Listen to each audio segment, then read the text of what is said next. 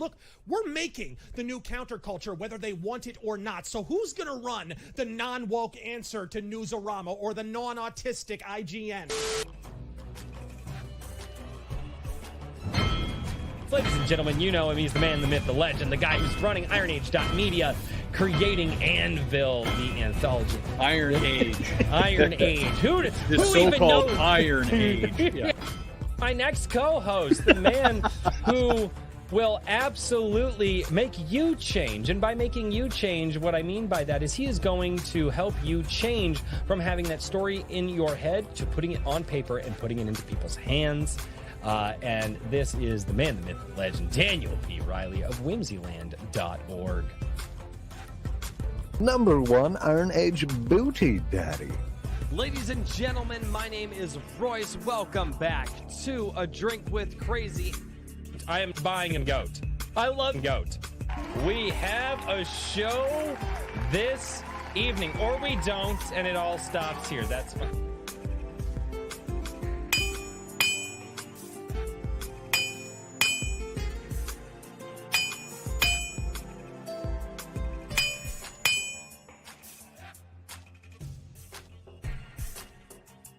And so cometh the Iron Age of media.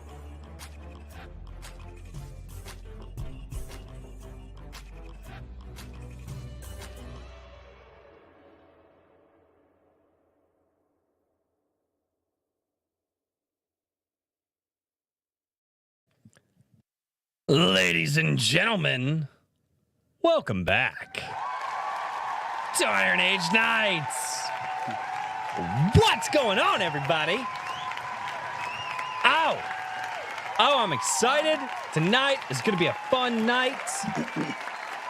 Oh, it's going to be awesome.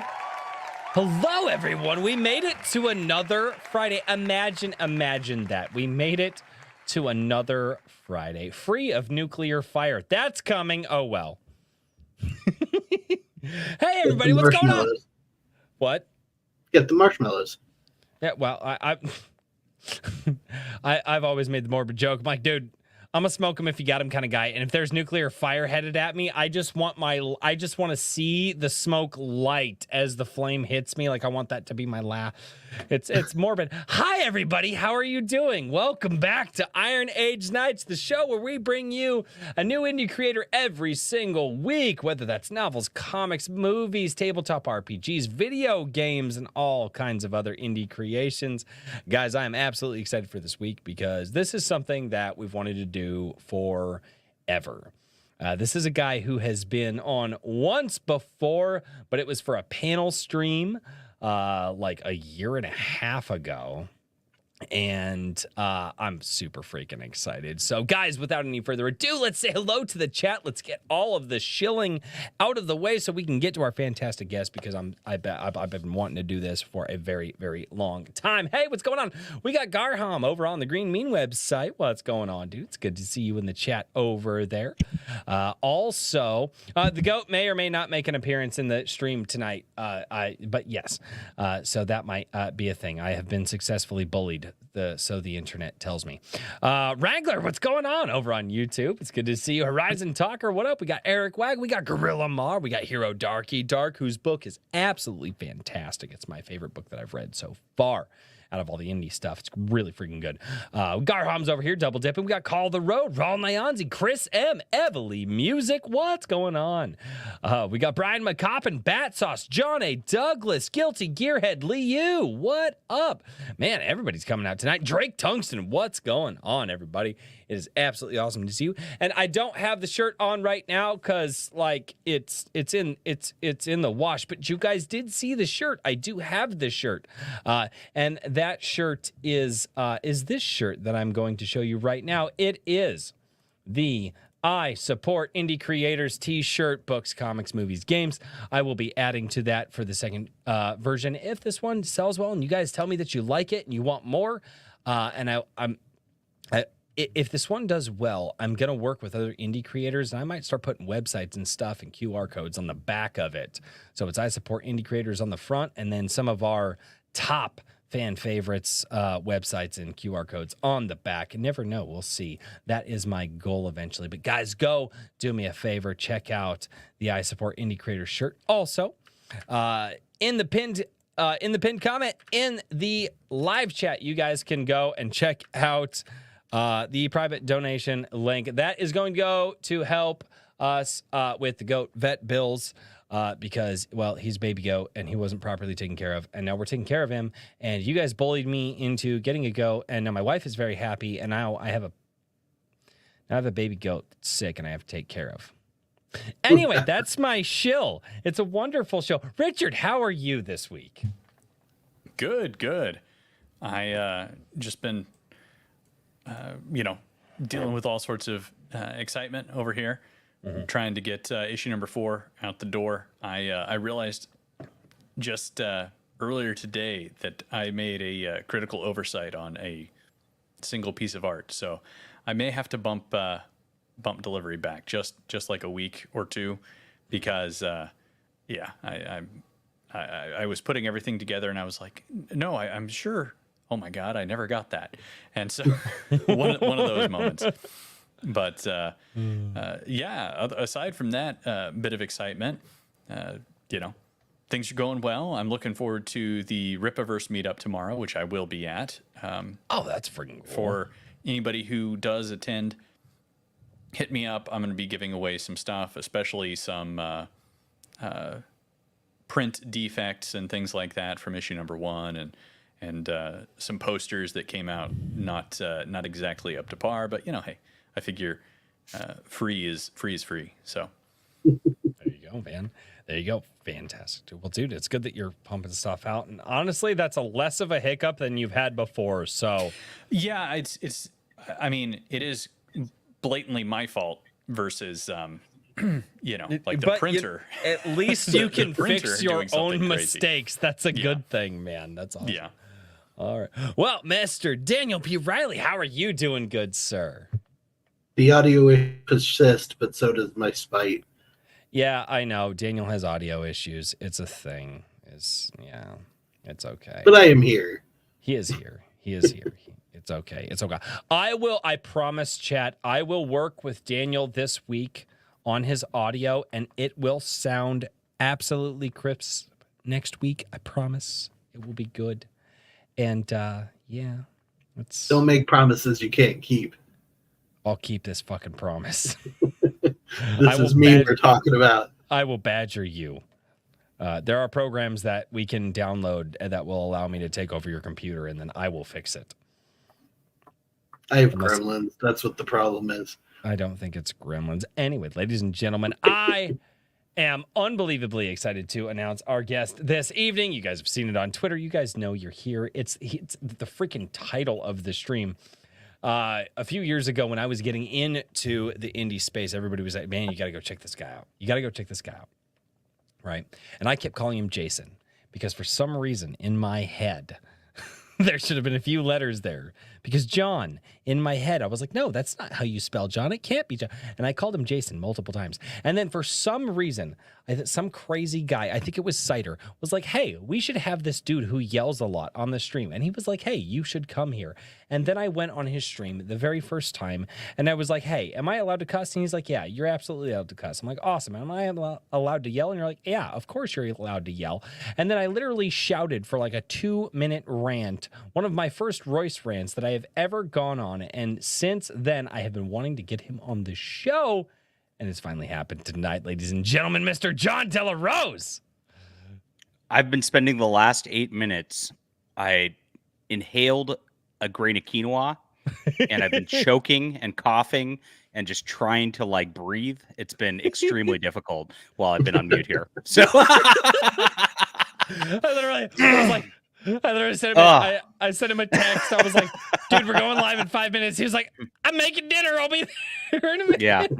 Is what it is. I will be interrupted at some point with a distinct knock at the door, which will my son dropped his cell phone in a lake last week, and then he went to get a new one, and for some reason they couldn't get a new one yesterday, but they said they'd deliver it today, sometime before 7 p.m. And naturally, it's going to go until 7 p.m. Right? It's going to be at 7 p.m. Right.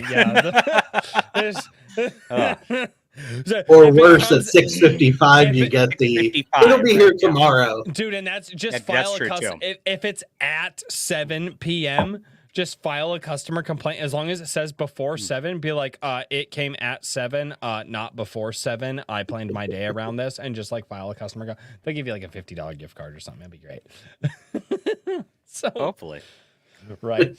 So. John, I have been wanting to do this for years. Like I said, I think you came on the show on one of our panel streams. Like it was like the first panel stream we ever did, and we just kind of had a bunch of people on at the time. I don't even remember what we all talked about on that stream, but I know you brought like one of your friends. Oh, hey, there you go. There's Doggo. But what like we've been trying to work this out. God, we've been trying to work this out for like a year and a half.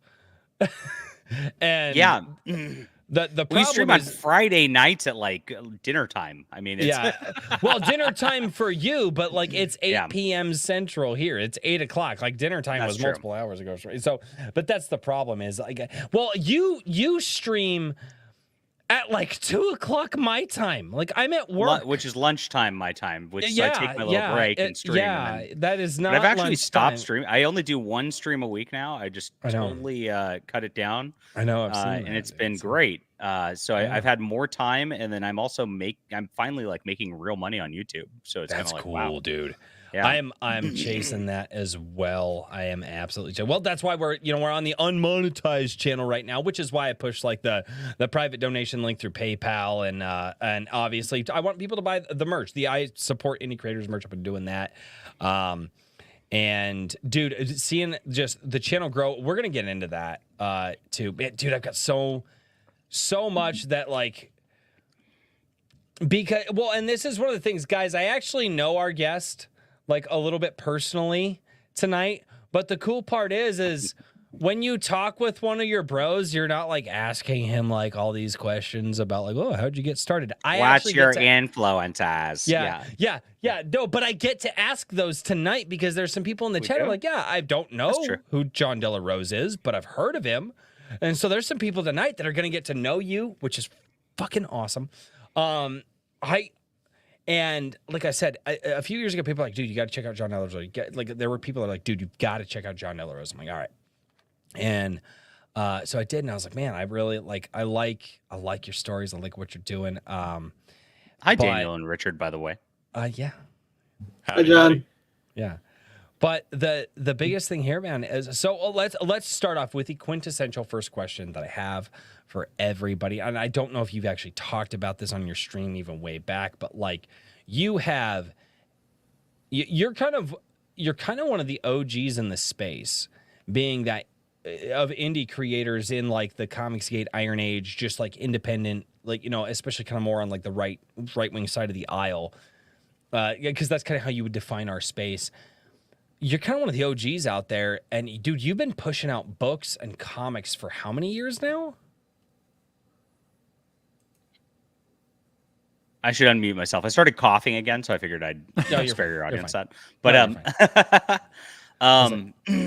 but let's see. I mean, I started writing in 2010. And I started making comics like in 2011, 2012, which was my Flying Sparks series, which was just wrapped up last year. I got the first one on digital, and I read it. I actually covered it here on the channel.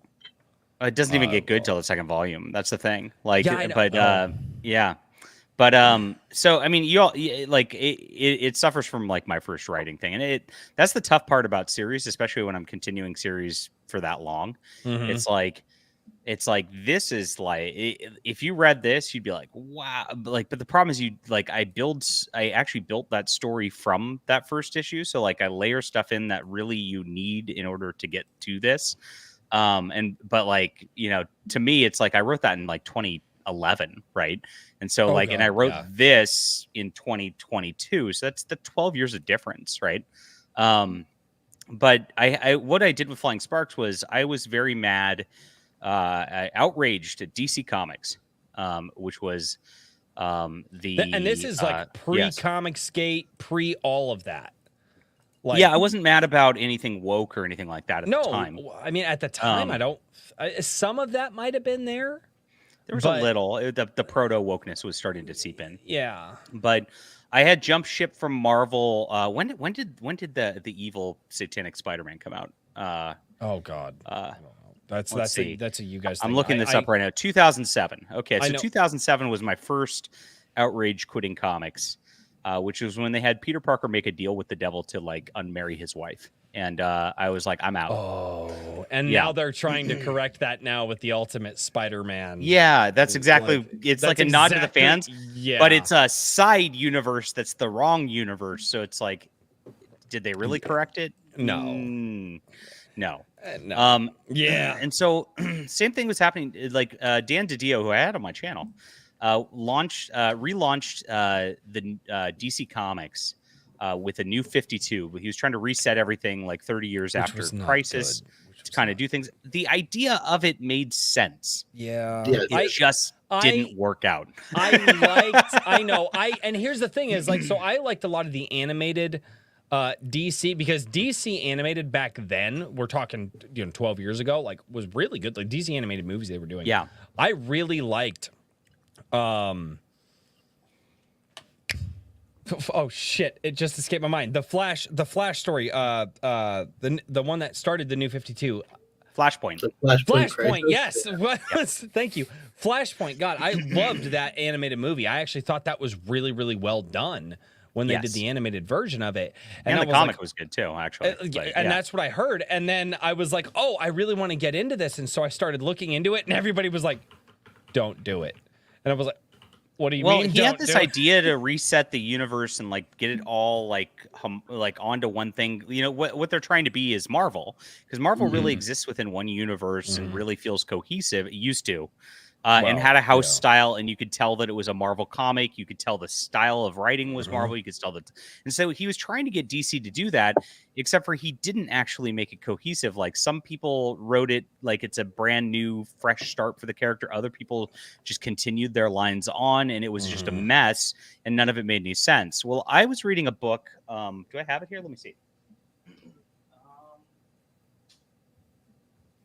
Nope, I don't. I was reading a book which was Stephanie Brown Batgirl at the time, which they relaunched Batgirl. Which let me show. I remember that. That was when they brought her back from being Oracle, right?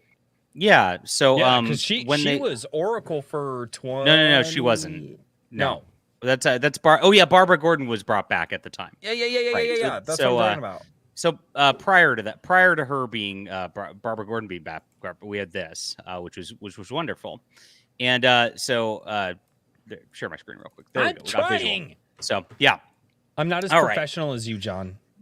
Yeah, and so I literally, this was the cover to issue 1, which was by Art Germ, and I saw this, and I was I decided I liked that for some reason. It's pretty. So I bought it for the cover for sure. And that's what the cover is supposed to do. Right, exactly.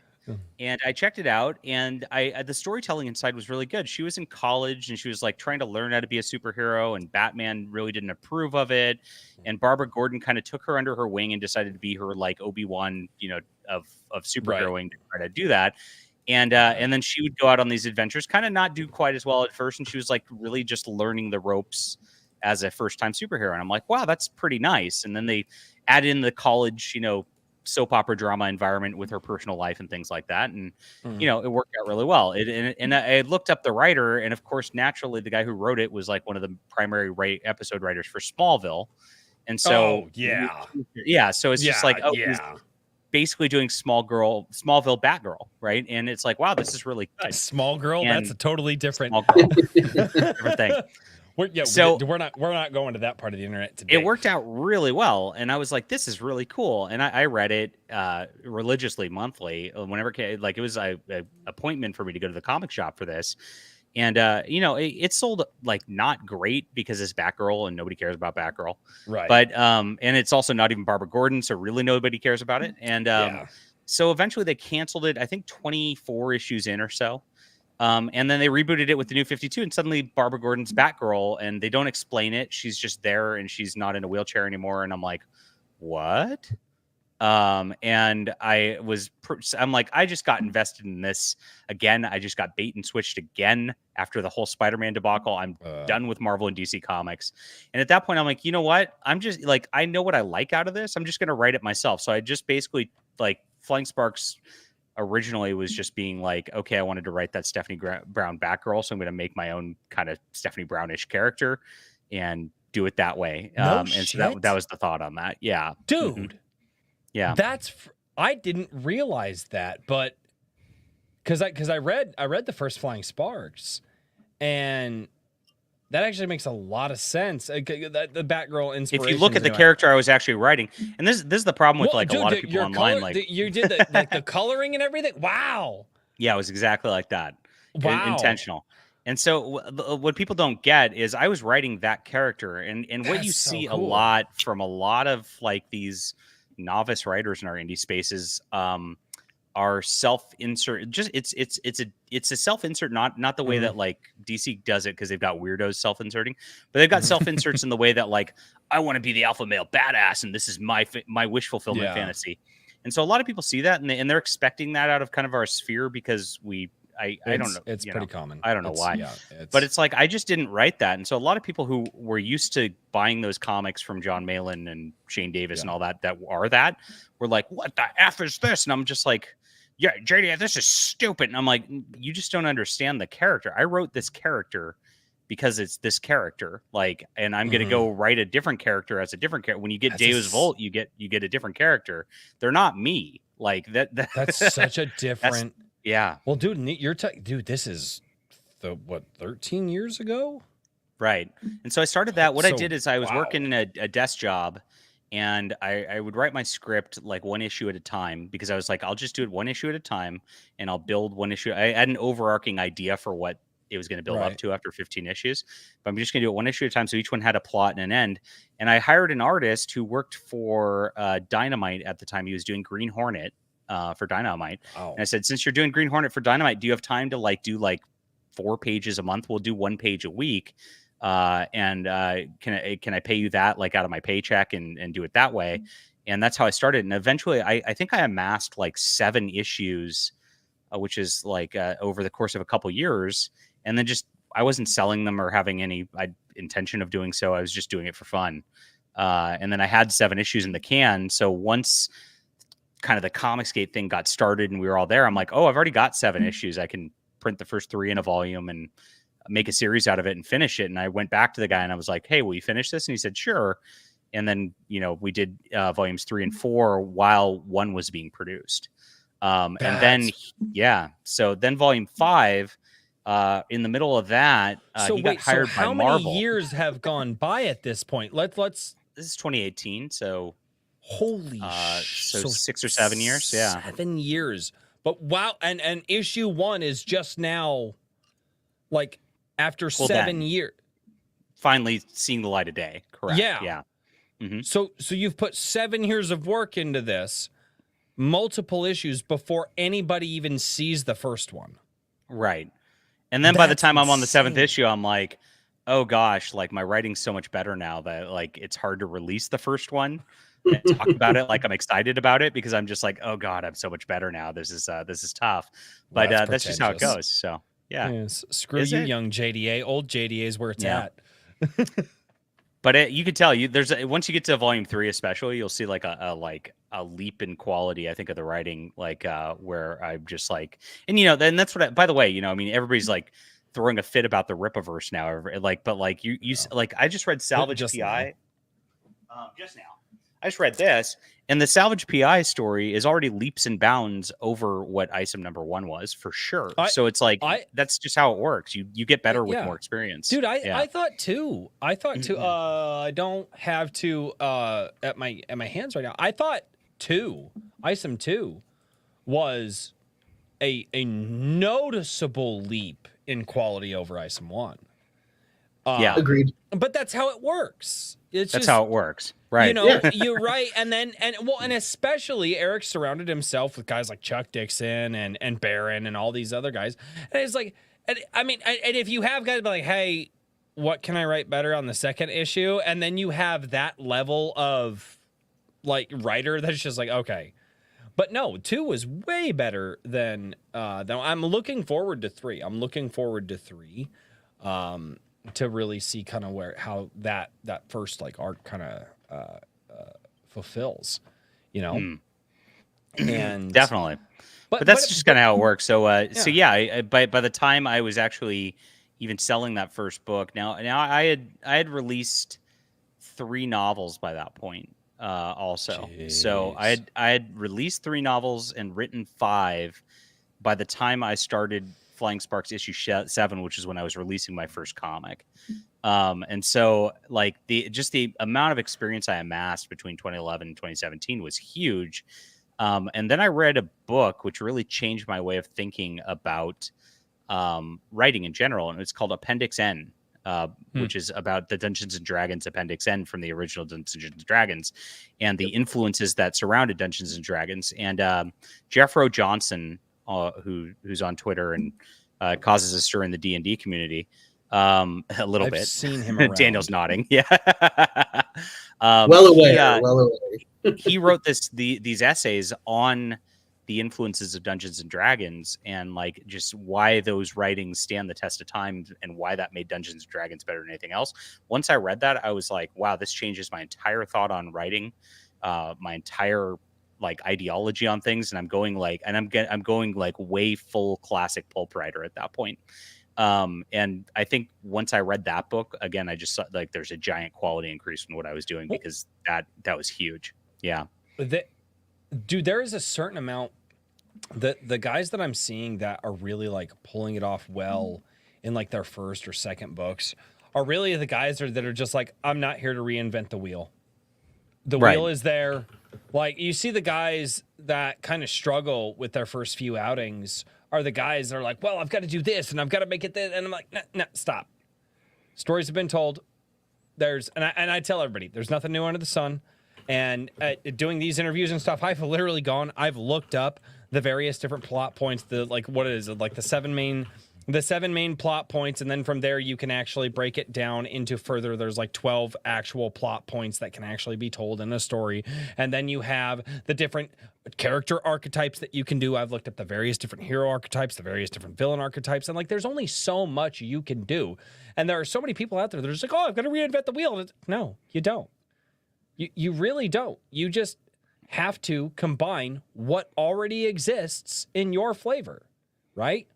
It's like, that's right. When you go to Subway, you don't tell them to create a new fucking meat that's never existed. You say, hey, I want this bread with this meat, with this cheese, with these toppings. Throw that sauce on there, and it's my sandwich. Just make your sandwich with what's already there. But some people get it in their head that they've got to create the new... the 15th magical plot point that nobody in the history of storytelling over the last several thousand years has ever thought about, and it really hinders people. And the people that you see just crush it, like either the first time. Yeah, that's why I'm doing. My new one I'm doing is that I just started writing is Space Marines versus giant demonic bug creatures. And so Marines that's the whole versus concept. Bugs, Starship Troopers. So Starship Troopers, yeah. And you're right. Thank you. I'm like, okay, who's gonna get this first? And if you look Trooper, at JDA style. we just got the flats in for the first page, and so I'll show you guys. And this came in literally an hour ago. But as you see, like this is the flats, so that it's not the final colors. But you see, we're doing that kind of dingy but colorful look that was popular in the 1970s. And if you look at the line art, it's very Jack Kirby style. So I wanted to do Jack Kirby style, both in the colors and so like I wanted to feel like that New Gods kind of thing. Exactly. Like Jack Kirby loved his fucking yellows from the limited. Again, I've always told people I'm not like the comic book guy, but I grew up with the stuff, so. Yeah, so this is what we're not going to reinvent the wheel. what's great in comics, and the answer is Jack Kirby's stuff in the 70s. What's great in sci-fi? Robert Heinlein. Let's just mash that together and just frickin' do it. And here it is. It's great. I'm so excited. Yes. Dude, that's gonna be freaking awesome. Dude, that's I didn't realize. So how we've we've known each other more on a personal level for what I would say probably about the last year or so. I would say maybe give or take. I didn't know that you've been doing this for that long because I'm still new to this area. Like, let's face it. I was slowly doing it because if you look at like Flying Sparks, that became 6 issues, like, over a few years. And if you look at my first novel, I mean, I started writing that probably 2010. I got that finished like 2014, 2015. It took me like 4 or 5 years to write that novel. And then I was doing some RPG work and card game lore work for some companies. And then I came back and like wrote my second and third novels. And so it was slow at first, but once I got into 2017 and got canceled early in 2017 and then came out with my books and people actually bought them because I was canceled. I was like, okay, at this point, I'm going to, I started like really being like, I'm going to try to do 3-4 novels a year. I'm going to try to, do what I can with comics. And as I tell everybody, like I'm really attempting to get to a point where I have a monthly full length comic issue produced for my fans at this point. And that way there's something always coming out on the comic end. And that's easy I can get that written quickly. It's the art cost that's the problem on that front. And so I can do that and probably still do 3 novels a year on top of that. We just need to get like the subscriber base there for it to be able to just make that sustainable. And then we can have a lot of fun. It's exciting. That is the hard part. Yeah. Dude, like, man, there's a lot of mechanics there. Richard, Daniel, because there's a lot there that he covered. Like, oh yeah. What ground? Like, geez, I was going to pick something out quite a while ago, but I don't want to go back that far. With, I guess, with your monthly goals. With that, what's your delivery method in terms of that? Because this is something that I'm very curious about. Yeah, so I've put them up on. I've been putting it up on Subscribestar, and the way I've been doing it for now is digital. And what I actually did was when I got an issue done, and I just produced the amount of pages that the Subscribestar funds right now. That's just what I do. But when I got an issue done, I put up, I gave the higher tier Subscribestar people, I printed them out and shipped it to them. And then for the lower tier ones, I was like, hey, here's a link. You can give me shipping and printing cost for the book, and I'll ship one out to you physically if you want.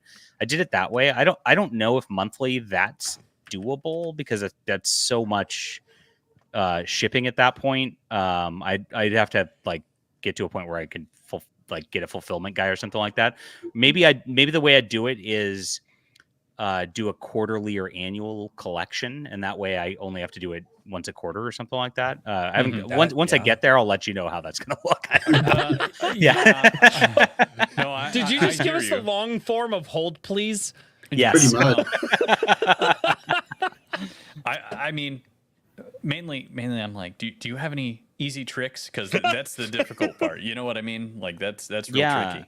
I mean, I'm pretty good at packing and shipping and fulfilling stuff on Kickstarter myself at this point. I've done like 14 or 15 different Kickstarter projects, so that's fine. I mean, I'm working.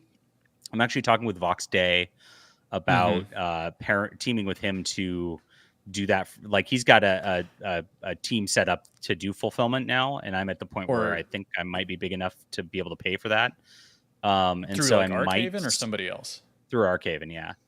And so I might I might test it out on this next Kickstarter, which is coming up soon, by the way, which is gonna be called The Hidden Emperor, which I just got approved for on a Kickstarter as well. I'll throw this link in the back for Royce. Sweet. Make me do. And work. so this is I'm just in like signups mode, right? There's nothing super exciting about this right now, but I'm toying with doing that on this one, and if it works, and if what I told Vox actually after yesterday's stream, I said, look, I want to do this, but like I need this to go like clockwork because I want to produce a Kickstarter, and then I want to move on to the next Kickstarter immediately, and I want to be able to do 3-4 graphic novels a year.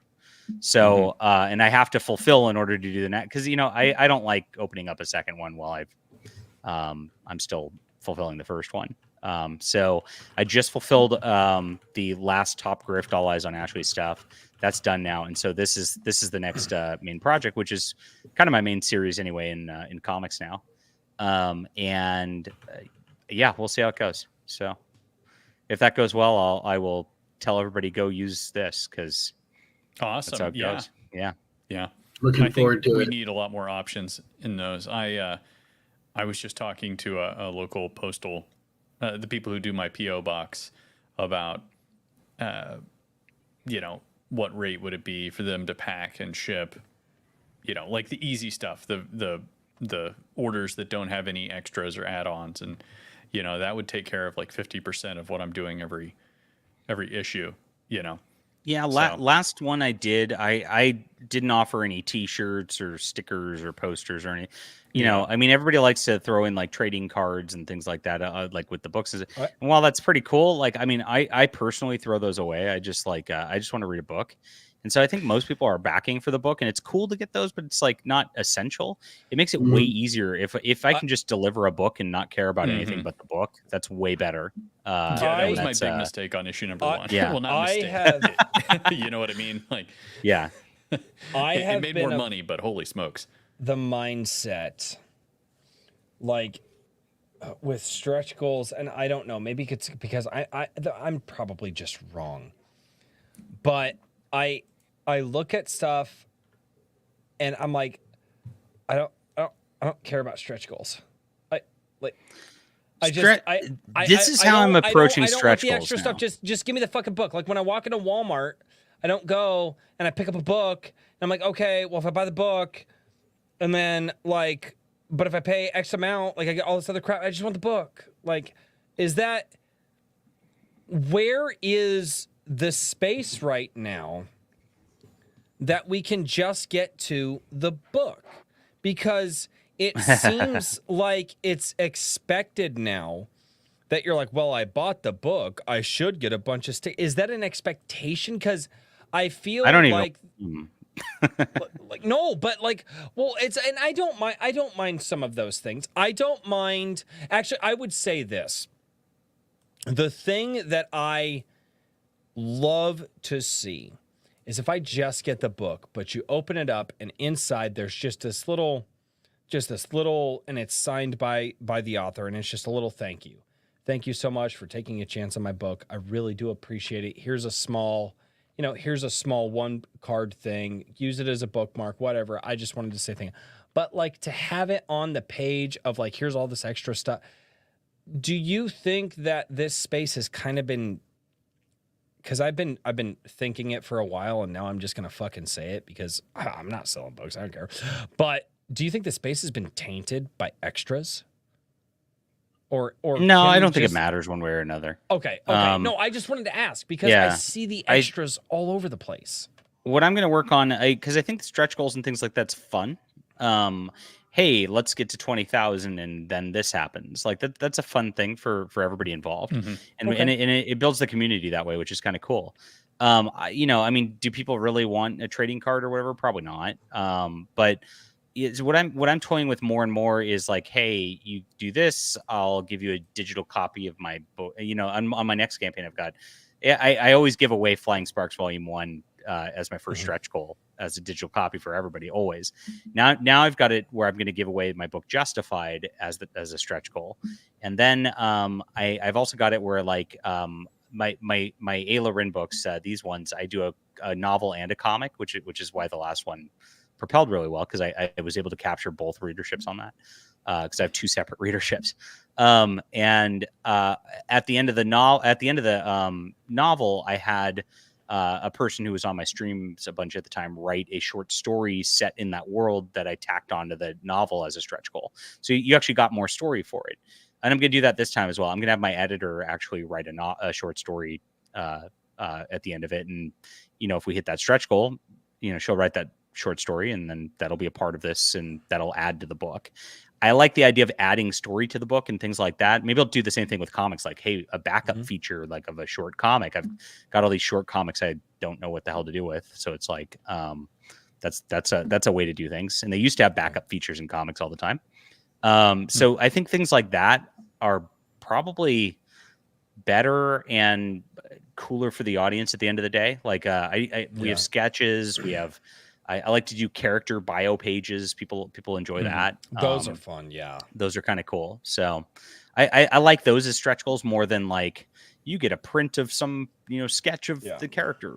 Like, cause I don't know. I mean, but if on the other like idea, if you're an artist primarily, like maybe extra art is the way to go. Right. So I don't know. It's not a one size fit all. Yeah. Yeah, it, like I said, just not knowing, like coming into this, a lot of this totally blind, like a year and a half, 2 years ago. Oh yeah, CBATs. I keep the bookmarks too because I always lose my bookmarks or ruin my bookmarks, and I need more bookmarks always. Yeah, but the coolest ones, by the way, bookmarks are great. The coolest bookmarks I ever got were the ones from the Brandon Sanderson campaign, and I want to do these eventually. They look expensive. The metal ones. Yeah. You got the metal. Yeah, I've seen a couple people do metal bookmarks, and I'm just like, yeah. So these are sick, and like, I would love to have more of these. And so I want to produce these. So we'll see. I have no idea how much do these cost. Like, let me see. What I thought was really cool is Herman P. Hunter, the Lore Forge.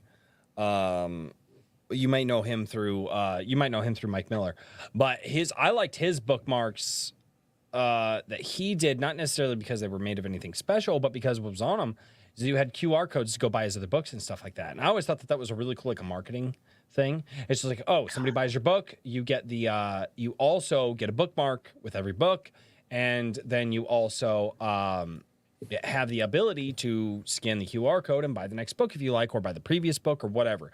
I always thought that was really cool. I always thought, and not only that, like bookmarks are just a thing. And you can't I asked my wife to go to Walmart one night. I was like, hey babe, pick up some bookmarks. I got some books I got to read. And like, they don't exist. They've got the little magnetic, like the page holders, but they don't have bookmarks. And I'm plastic like, man. bookmarks for 33 cents if you order 5,000. That's a lot. I was gonna say. God bless America. Holy. So at 500, you can get them for 58 cents a piece. That's not bad at all. Which is not terrible. That's not So bad. 500 times. So I'd have to put that as a stretch goal for like $30,000, and it'd be doable. So, yeah, that's nuts. But I mean, so dude, like, man, I mean, you were doing this before a lot of this got kicked off, and it's just because you got tired of it back then. And there are a lot of people that got tired of what was going on with the mainstream comics at the time, and it just seems that it's only gotten worse. Now, I have a theory on why it's gotten worse, and I actually spoke about this in a previous video, like that I did like 6 months ago. It was kind of like why manga and anime is doing better than Western comics. And my point that I was touching on is that I think these characters, because they've been around for as long as they have, they've run their course. And my thought is a story with no ending is a story without purpose. And maybe it's time that we retire Batman and Superman and Green Lantern and the X-Men. Nobody who created these ever considered that like 100 years from then they'd be producing issue after issue and thousands of stories with the same characters that like really don't go anywhere. Yeah. They were just doing their stories themselves, and like, I mean, they just had stories. And so, once it became the soap opera thing with Stan Lee, that's where things changed. Mm-hmm. And Stan Lee created this kind of deal where things actually did change. And then when he stepped aside from the reins, they decided to like maintain the characters instead of change them. At which point, really, it was the 70s that forward where comics kind of lost their creativity a little bit because of that. They started getting into the dark stuff right after that. Like, the 80s, obviously, everybody. The 80s, yeah. I mean, a lot of people say that it was the Spider-Man issue where Gwen Stacy dies because of the neck snap, where people were like, oh, and that ushered in the dark version of comics. I can't remember the name. God, I'm forgetting so many things tonight. But it's like, well, the reason that people got dark with superheroes and superheroes started being a lot less super then was because we were probably out of stories by then. Yes, like because that power creep. Totally. Yeah. We were out of stories. Yeah, power creep, complexity creep. Those are both things you got to be very, very careful about from the beginning. And that's why I don't try to, like, even now, I don't try to do too much in my book ones, because if you're book one, you're saving the world. Book two, you've got to save the galaxy. And then book three, you've got to save the universe. And then you've got to save the multiverse in book four. So it's like, I try to make my book ones pretty narrow and just like, here's the character. The character's facing a problem. This is kind of the setting. So you kind of know where it is. And if you look at Overmind's a great example of this. It's like Ayla Wren is very confined on one planet. I mentioned that they're in a giant imperium across the stars, but she's just on one mission on one planet dealing with one problem.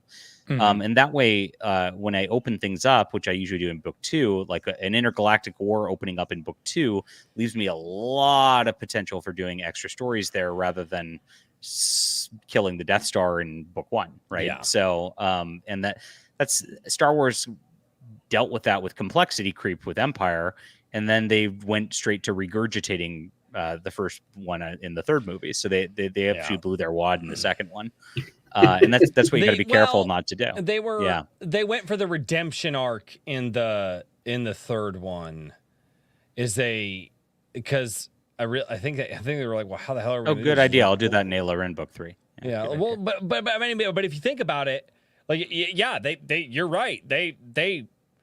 They ran the court. It's like, okay, it's the Vader's his father. It's complex now. What the hell are we gonna do? It's like, well, they're super mad that their shiny space ball got blowed up, so they're gonna make another shiny space ball that we're obviously still gonna blow up, but Luke has to save his dad. And I think that's about the only thing in Return of the Jedi that's like that's the compelling narrative. Yeah. Yes, this guy is my dad. Yes, he's an evil bastard, but I'm the good guy, and I save people because that's what good guys do, and I'm going to save my dad. And I think that works to a certain extent. It does. I mean, plot convolutions and shit like that aside, and regurgitations, but that works. It's a simple story, But dude, I've met people that are like, you talk about people that are like, well, I'm done with Disney Star Wars, and people are still fucking watching it to this day. Like, but I love watching it. Do you know how much money I've made off of Disney Star Wars this week? No, dude, I stopped Star Wars when 3 months after they decanonized the extended universe, Kathleen Kennedy came out and she was like, well, we don't have books or comics to go off of. We have to write our own stories. And I was like, oh, and like at that point I decided, I was like, oh, if they're just going to lie to me like that, I don't dedicate anymore. I've never seen a Disney Star Wars movie. I have watched 5 minutes of a Disney Star Wars thing since it came out, and it's because it was like the internet was exploding, and it was the Luke Skywalker scene from one of the Mandalorian seasons where they did the really shitty Luke Skywalker CGI thing. That's it. That's all I've seen, because I won't dedicate my time to liars and thieves. Like, I just can't. I can't do it. Disney Star Wars just this week has gotten me $100 in advertising revenue and about $200 in book sales. So just this week it's made me about $300. So I love Disney Star Wars. It's my favorite. I can't. It's very lucrative for John. I can't do it. I can't. And that's probably why I'm not good at the YouTube thing, is because there's things that I just can't do, because I already have limited time as it is, and I don't want to spend my limited time watching crap that I can't fucking stand. But that's just me. That's how I do. Before I was making dinner before the show, I was watching the new Doctor Who episode. Yes, can I spoil it? Is that okay? A little bit? I don't care. I've never seen Doctor Who a day in my life, and I sure ain't gonna start now. Yeah, they have him make out with a man in the episode because that's what. So. Yeah, Will and Grace did that fucking 20 years ago, guys. It's not new at this point. Nobody gives a shit. It's the first Doctor Who to do it, though. Oh, fucking shit. They always have the qualifiers, right? It's always like, it's the first, what is it? It's the first fill-in representation of a fill-in a property, directed by a fill-in another representation, hosted on a streaming platform that has also received X amount of views. And you're just like, how many qualifiers do you guys have to say that you get a participation trophy for putting crap out into the wind? Well, I saw that with the Disney Star Wars ratings release they did today, which they said is the best original Disney Plus show ratings of 2024. And it's like, wait a minute, and then you look, it's not the best rated show on Disney Plus. No. It's only the new rated shows. Like if you look at the highest rated show on Disney Plus and what actually gets ratings, the only thing actually to chart on Nielsen whatsoever, it's Moana. Mm-hmm. I got so much crap. I did the because somebody brought it up on one of my Sunday coffee live streams. So I clipped that and put it out there, and I was like, here's because I can't remember how it got brought up, but I said something about, I was like, oh yeah, I was talking about, what was I talking about? The Amazing Digital Circus, which is it's an online. They post to YouTube. Their animation quality is fantastic. It's blowing up. It's freaking massive. Got millions and millions of views in a few days. But anyway, I mentioned that, and I was like, yeah, here's why X-Men 97 failed, and it failed, and people, it didn't fail. It's this, that, and the other thing, and people have a lot of qualifiers. So I'm like, guys, look, I didn't see the show. I don't know if the show is good or bad. I don't really care. I've seen X-Men before. I don't know if you know this. I've seen the animated series. I've seen live action X-Men. I've seen X-Men Evolution, which introduced us to Goth Rogue, whatever. That's you guys have seen my wife. There's reasons that I've married my wife. I've seen Wolverine in the X-Men, which is probably arguably one of the best X-Men shows that's ever been done. I don't care about new X-Men. I just don't. I don't. Is there?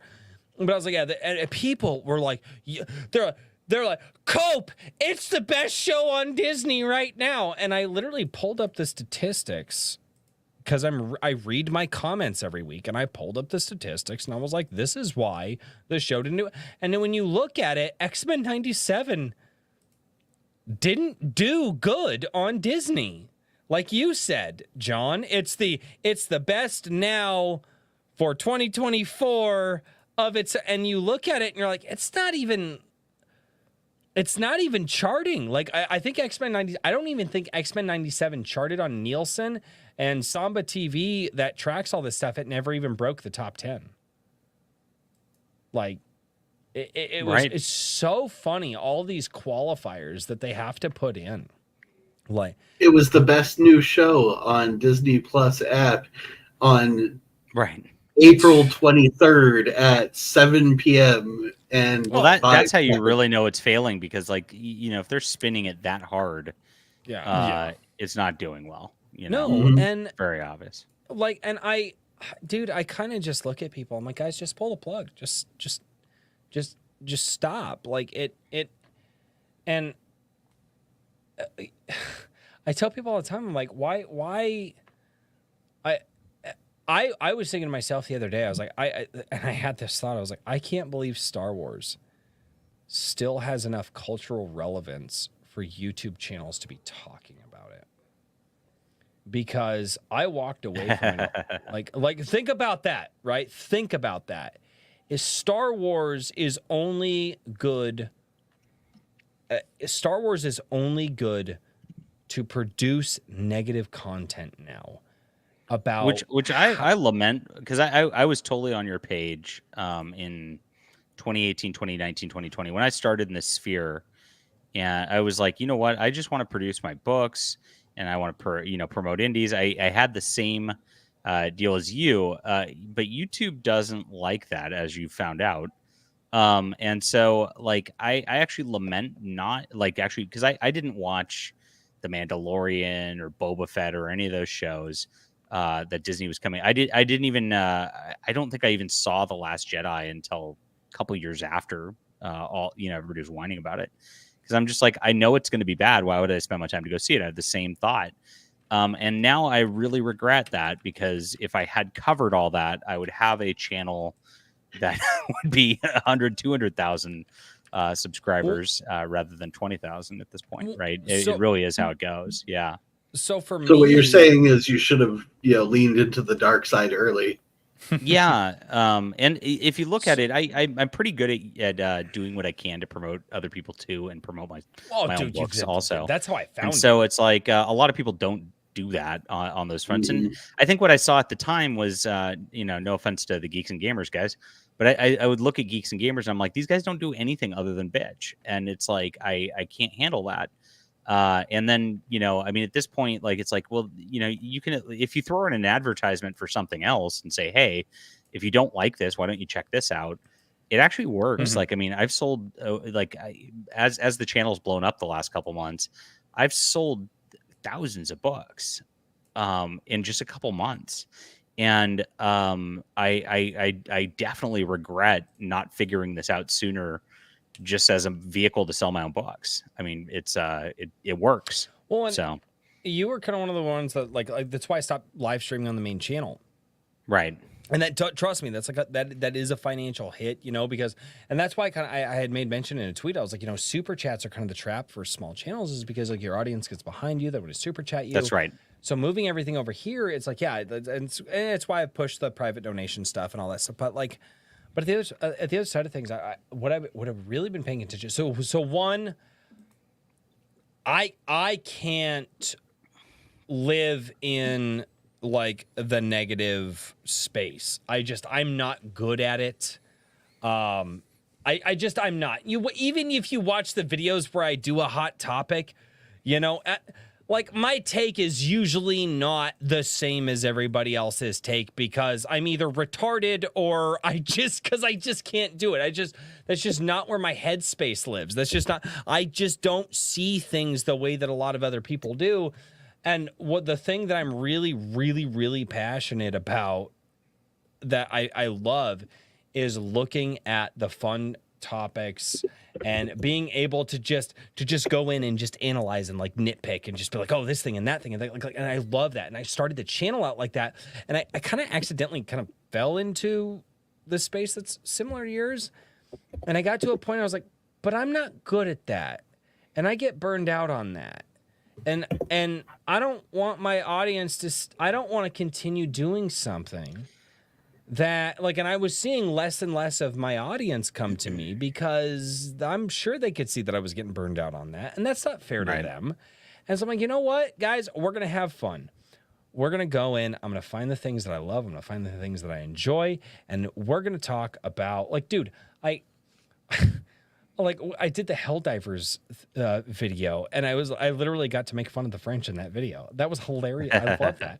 I was like, the French government is just like the French are just like, yeah, we're gonna mosh pit for a few years and call that a government. Like, that's like, and stuff like that, or get to talk about cool technology, or like Pal World, that I'm absolutely fucking still addicted to. And I know people are like, well, Pal World's not relevant anymore. Well, it is to me, and I just but I love talking about this. And the thing is, too, is I followed channels for years that covered science, math, history, and all that stuff, and how it works in like video games and movies and television and stuff like that. And those channels were like fucking and some of them still are massive on YouTube.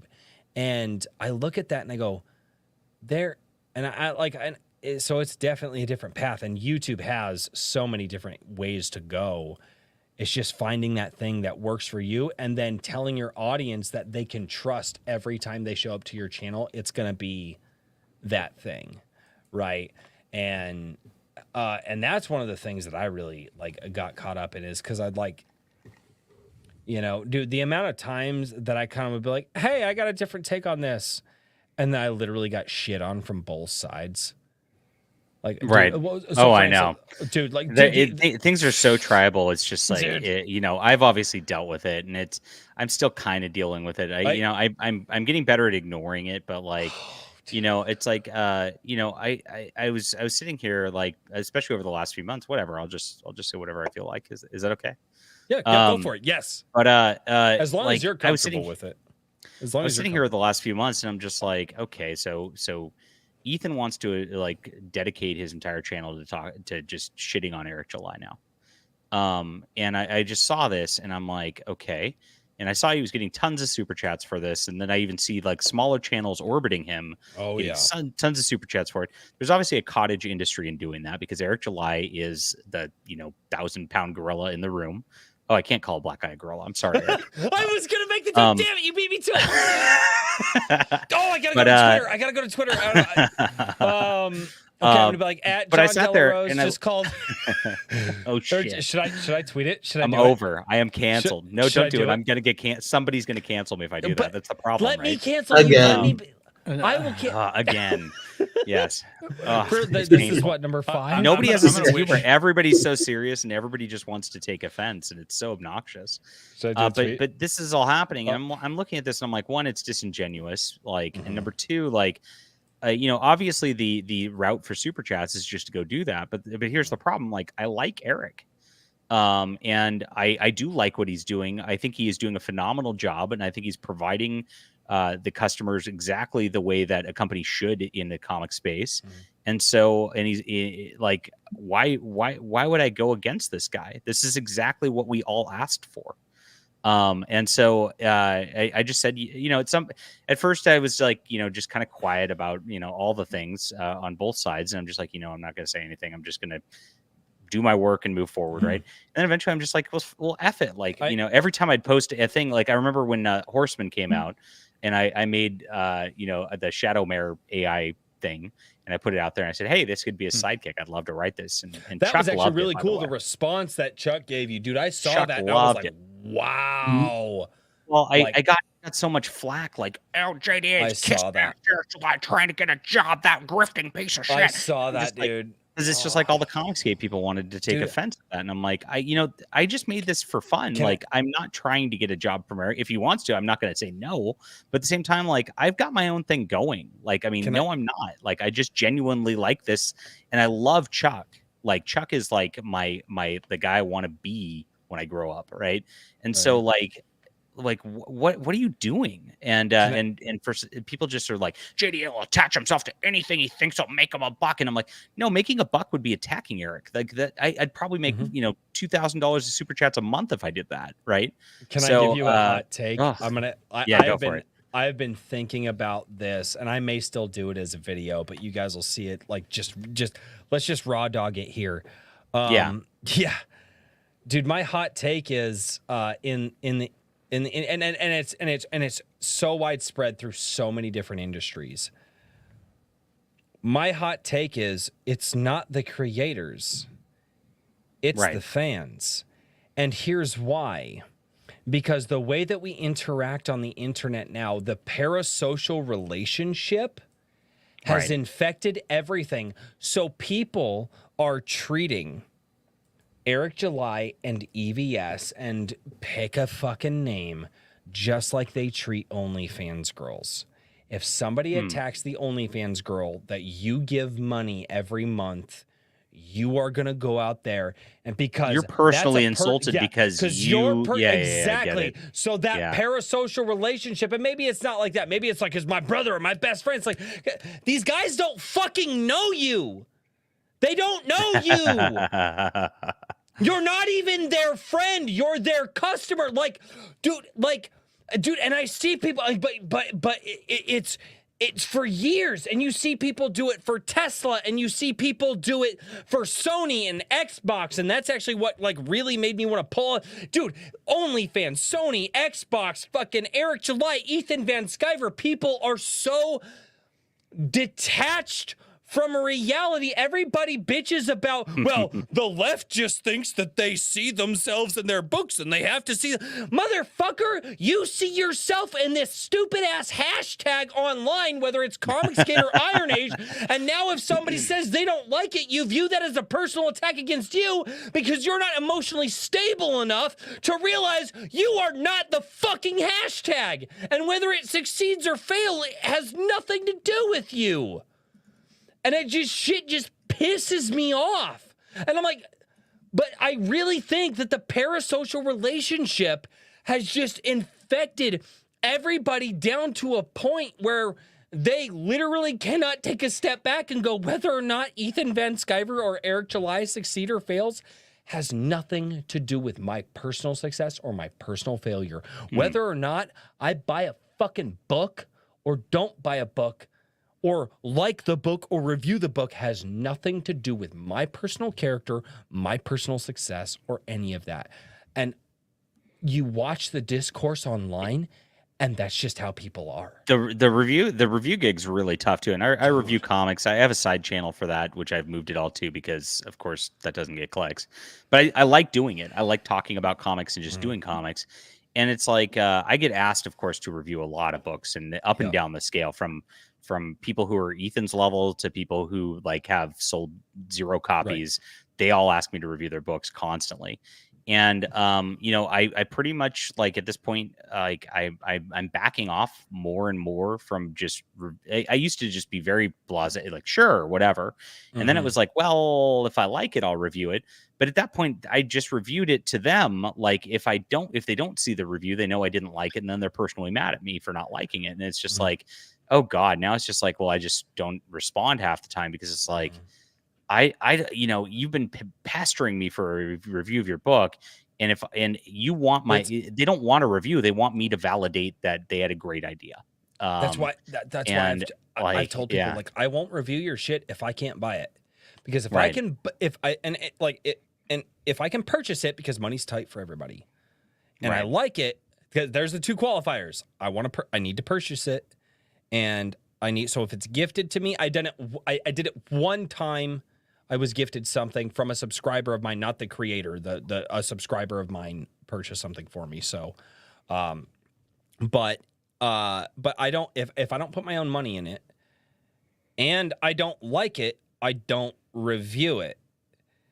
So, but the thing is because I've had a lot of people like, dude, I'd love to send you a review copy. I'm like, I don't do that. You don't send me a copy. Now, if I buy it from you, I am now a customer, and that's a different story. Right? I put my money into it, and I can either say, I appreciate putting my money into this product, I will do it again, or I'm kind of pissed off, and guess what? I don't want to put that negativity out in the world.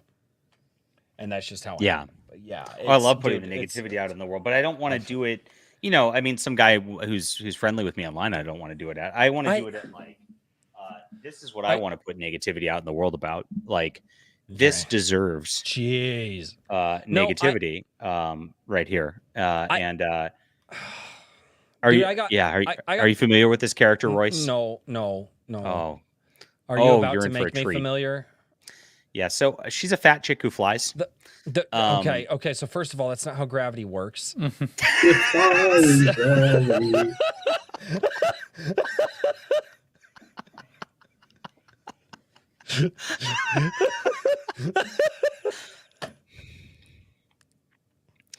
The first time I went on your show, I got introduced to a shit ton of lore, and now you're on my show doing it again? Is that the Miss America runner-up? Oh, Herman, that's amazing. Oh, nice. Oh, my God. She's a fat chick. Dude, you know what that reminds me of? Do you remember Jeff Dunham? He brought out the superhero puppet, and he talked about, he brought out the one puppet. He did the skit about Superman dating who was it? It was like Roseanne or something. And it was like, yeah, Superman trying to fly her around the city, his feet dragging on there, threw out his back. That's all I think about. Oh yeah. She can fly, but she's dragging sidewalk while she does it. Well, they've had this character for a while, Royce, and actually the lore for those who remember this character. Oh no! If you think this is cringy just by itself, this is what they did in 2016.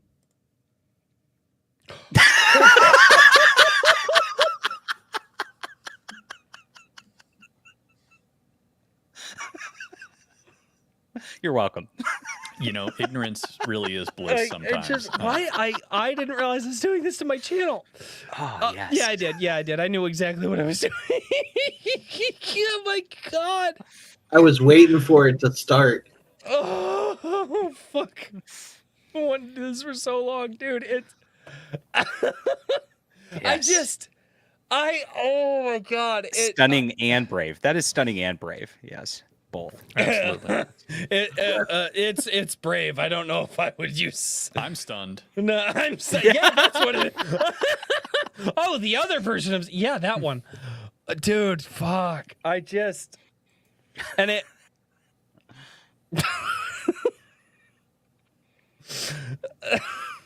Crap! I have to pee really bad now. Dude, and here's the thing.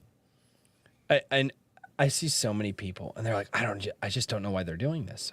Why would they want to lose money? Now, being me, I'm just like, guys, you have to understand they need to collapse social norms, social society. They're trying to go for the one world thingy. Like, it's a thing. And I'm like, and once you understand they're going for the one world thingy, like, it all makes sense. And people, and I tell people my daily life this, and they're just like, no, that's preposterous. I'm like, no, it's not. No, it's not. But once you understand that you got to get rid of the social, you got to get rid of that cohesive societal fabric. Ben Shapiro loved to talk about the societal fabric. He was right about that. And that society used to have common ground that we all used to agree about. Like, these are the lines you don't cross. Well, guess what? 50% of the nation don't believe in the lines that you shouldn't cross that we still hold to. A lot of us do anyway, And, it like, hey, dude, like fat bitches don't fly. They just that's a line you don't cross. They cross that line. How dare you? How dare you? I'm okay with it. Fat bitches don't fly. Let's make that a hashtag. Can you send me that fucking picture? Send me that. You want the Hillary Clinton one, or you want the other one? I can make it a T-shirt for you. Yes. Oh my God! Should we do a "Fat Bitches Don't Fly" Iron Age Nights T-shirt? It's pretty good. Like, oh yes. Like, I'm down. I'll fucking yeah. Can somebody give us a? I will absolutely do that T-shirt. Fat Bitches Don't Fly. It'll be easy to get a good image for it. We'll do it. I need it to be a not copyright infringible Fat Bitches Don't Fly. So just if somebody wouldn't mind doing a parody of said fat bitch, because I don't actually know her name. That's easy enough. But yeah, just dude, why did you do this to my channel, JDA? Why? Because it's fun. This was your plan from the start, wasn't it?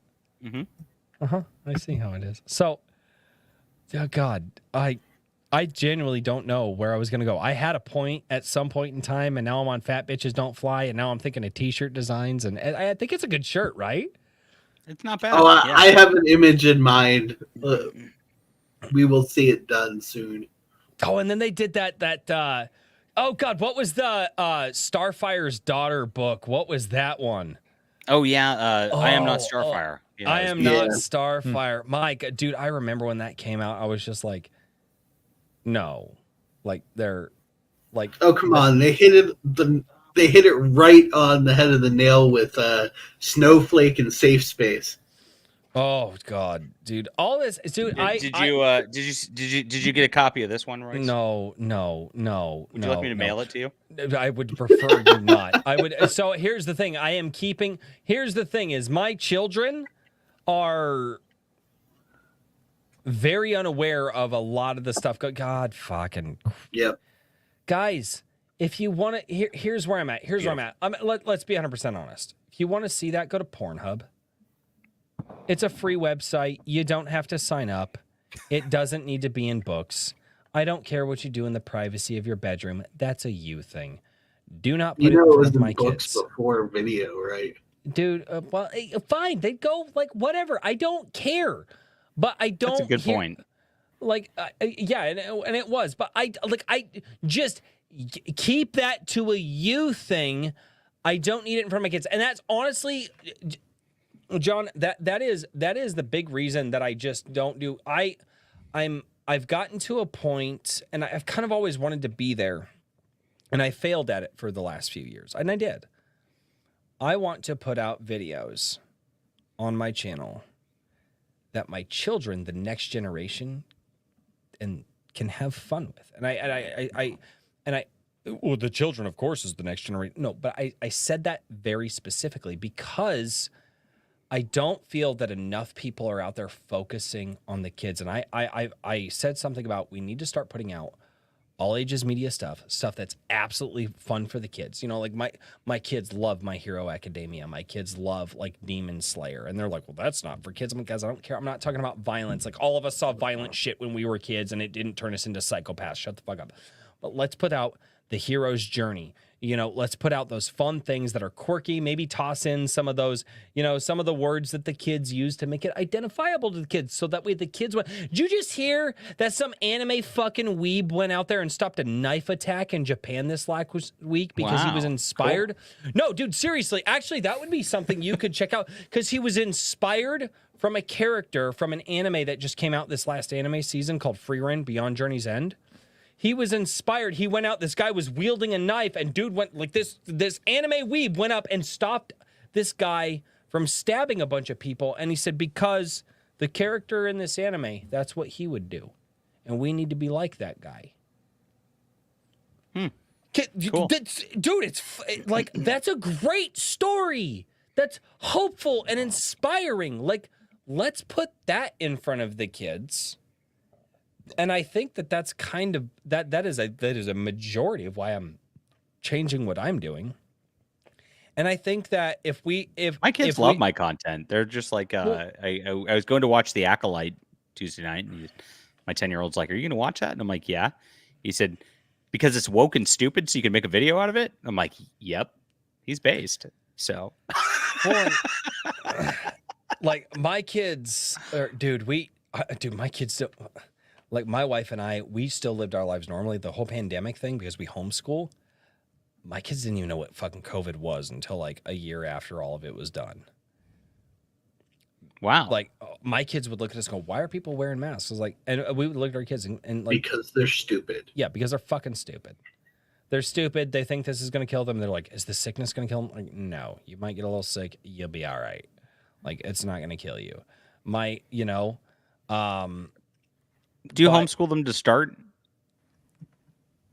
What did you mean? What do you mean? I mean, because like the schools here shut down, so like. No. But before COVID, it was even a thing. No, I pulled my school. I pulled my kids out of school. Oh God.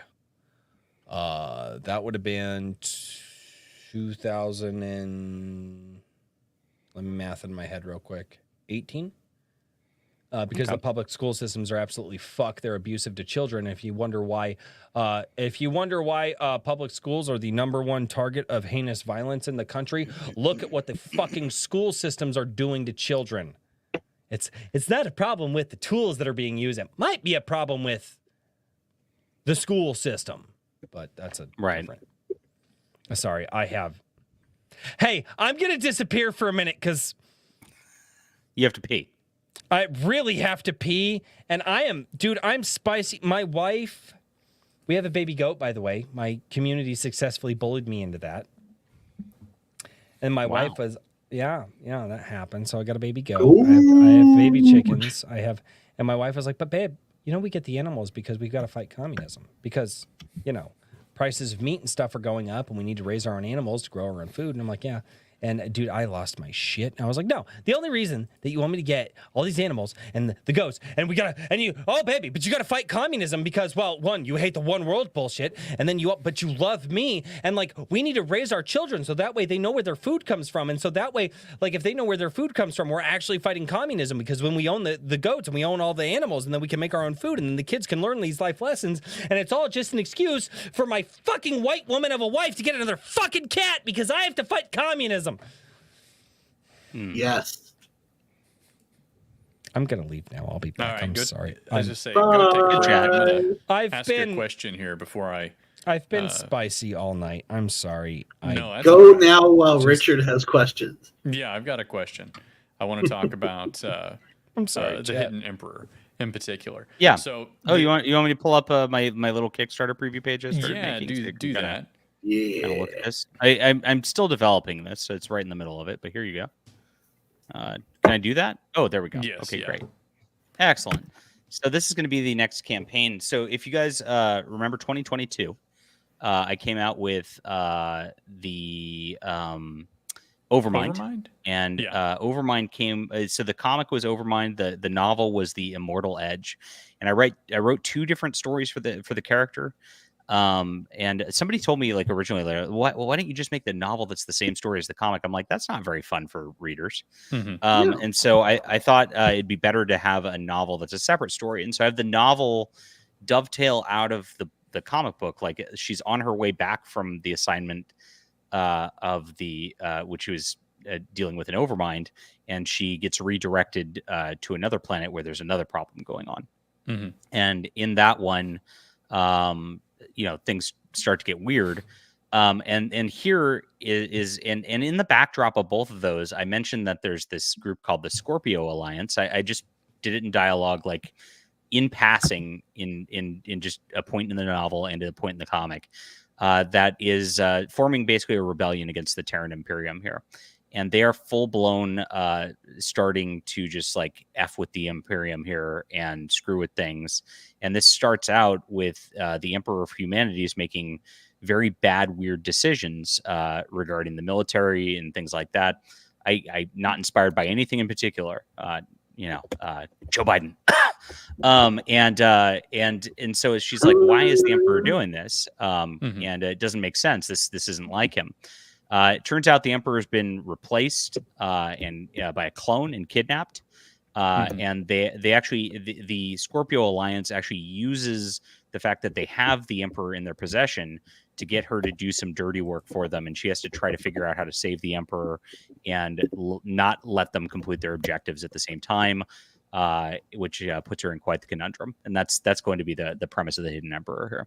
So interesting. So I remember Overmind because Jake Calta did a review for one of the issues of Anvil. I can't remember if it was 2 or 3, but that was Jake. Yeah, Jake Calta. He's great. Yeah, I was gonna say he does 365 infantry and whatnot, but with that story, I felt like you had a lot of really, well, I guess not so much the story, but the artwork. I loved what you were doing there. Is the same artist and everything else returning? Yeah, same artist, and she's leveled up again. Like, okay. So I'm looking at that, and I'm looking at what we've got for that. I'll just show you some of the pages, the preview pages. Perfect. But and this is in progress. This is gonna be the cute variant cover. And this is going to be the novel that goes with it. This is going to be called Into the Black. So while the rebellion's starting here, this one, I'd say the novel's more of a direct sequel of the novel from the last one, because I don't want to spoil the novel for people. The Immortal Edge, it's on Amazon right now, and you can get it on audiobook too if you prefer that way, because I know that catches people up faster. But something really, really, really big happens at the end of the Immortal Edge that like changes the Marvel universe forever. No, it changes. It does actually change the state of this universe, and so you should definitely not skip the novel. And that leads into this. And then the Space Marine comic I'm showing right now actually dovetails out of this. So same universe? Same universe, yeah. The Space Marine. So she's a secret agent for the Terran Imperium. And once I saw the Warhammer 40K thing happening with them destroying the Space Marines lore, I said, F it. I'm going to do my own Space Marines. I had already written this novel. She actually teams up with some Space Marines in this novel for this mission, which is Into the Black. And those Space Marines, I was like, you know what? I'm going to make them their own special unit, like under the Emperor, like the Emperor of Mankind, and have them go out and do things and just be Space Marines in their own comic. So now I'm going to have two lines going on. I'm going to have Ayla Wren, and I'm going to have my Space Marines, which are the Emerald Array, is their title. And the entire point of that one is also there's no female Space Marines. So it is 100% male Space Marines, and it's it's a middle finger to Warhammer at the moment. But so all this is connecting together, and I'm building a universe. Like by the time, and I've got a Space Pirates thing in development also. So by the time I get we're going to check back 2-3 years from now, I'm going to have Space Pirates, Space Marines, the Secret Agent in space. I'm going to have a whole line of all this stuff. That's, I really want to rival Star Wars and do something like everybody's trying to build a superhero universe, right? To rival Marvel and DC. I'm going to rival Star Wars with a universe on that level with all these different stories and all these different characters. And so it starts here. Yeah. And I was going to say, I do also think that there's not a lot of positive sci-fi out there. That's something that's a personal gripe of mine and something I'm kind of trying to remedy a little bit with some of my choices in publishing things. And that's what original Star Wars offered, right? It kind of was positive sci-fi. So, well, I mean, to be fair, back then, it's not like that was unusual, Right. People ever were since much, the 2000s, it is unusual. It wasn't until wasn't until the mid 90s that sci-fi decided everything was bad, and not that there weren't dystopian novels before, but those were more things like speculative, more political in nature. The 1984s and things like that. So. But whenever the 90s hit, everything is it's all bad all the time. The future is bleak, and that bores me at this point too. So I'm doing this. This is my Star Wars, and then I have another universe which based on my novels, The Arishan War, which I'm writing a space exploration. Like at the end of that trilogy, which when the war ends, they actually decide to dedicate themselves to space exploration. So that novel series is going to be very much the replacement to Star Trek too. So I'm going to cover both of those franchises pretty well. I don't know about Doctor Who yet. We'll see. So, but this is my wheelhouse. Something about something Doctor I don't know if you're British enough. You have to start drinking a lot of tea. Yeah, same art style, same bright sort of. It looks a lot like Valerian from the old French comics, and that's kind of what I was going with this. And oh yeah, she's watching the TV in her nightie for all the men out there. And this is kind of where it starts. She's watching things go on, and a reporter's talking about how they're pulling the Space Marines out of this area in the Scorpio cluster, and they're doing this quick retreat out of the area. And this was inspired by if you guys remember how we botched pulling out of Afghanistan 2 or 3 years ago. Most popular president of all time. And so she watches it as they're pulling out live on the air, and just watches. And here's the reporter watching as the Scorpio terrorists are just blowing up all of our equipment, just having and then the signal cuts out, and Ayla Wren realizes something's wrong, and that's kind of where the story starts. So so that's really the onus of this. And you can see I love the color scheme we developed for this world because it's bright, it's not dingy and all this crap like the current Star Wars stuff. We have these gorgeous spaceships that are really inspired by the 50s of sci-fi. You can see this is her ship caught in a tractor beam of a much larger ship right here. Another Star Wars callback there. We're going back for the old school aesthetic. So very excited about this. And like I said, I think she's if you just look at the detail that she's put in. This is the Scorpio Alliance logos that she's drawing by hand, right? And just the little detail she's putting into all of this stuff is as an artist is so intense right now. She's really put herself into the character and put herself into really caring what's going on in the universe on every single level, from the technology in the backgrounds, the architecture. She has discussions with me about this, the stuff that's not in my script, but she's like, I did this panel like this because I wanted to highlight this kind of architecture. It's like, oh, wow.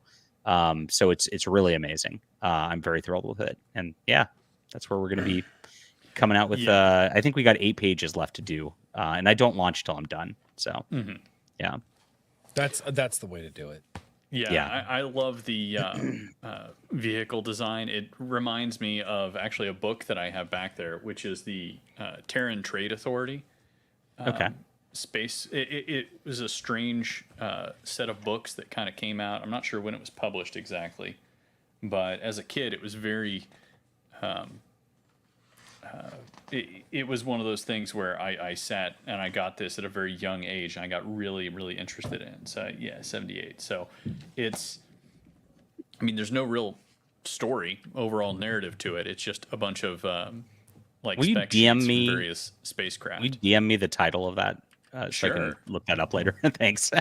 I love that kind of stuff. Yeah. And by the way, they're expensive to get now, but Of course. you can find them on the Internet Archive. So Cool. they are out there. Awesome. Yeah, this is what we'll be launching very shortly.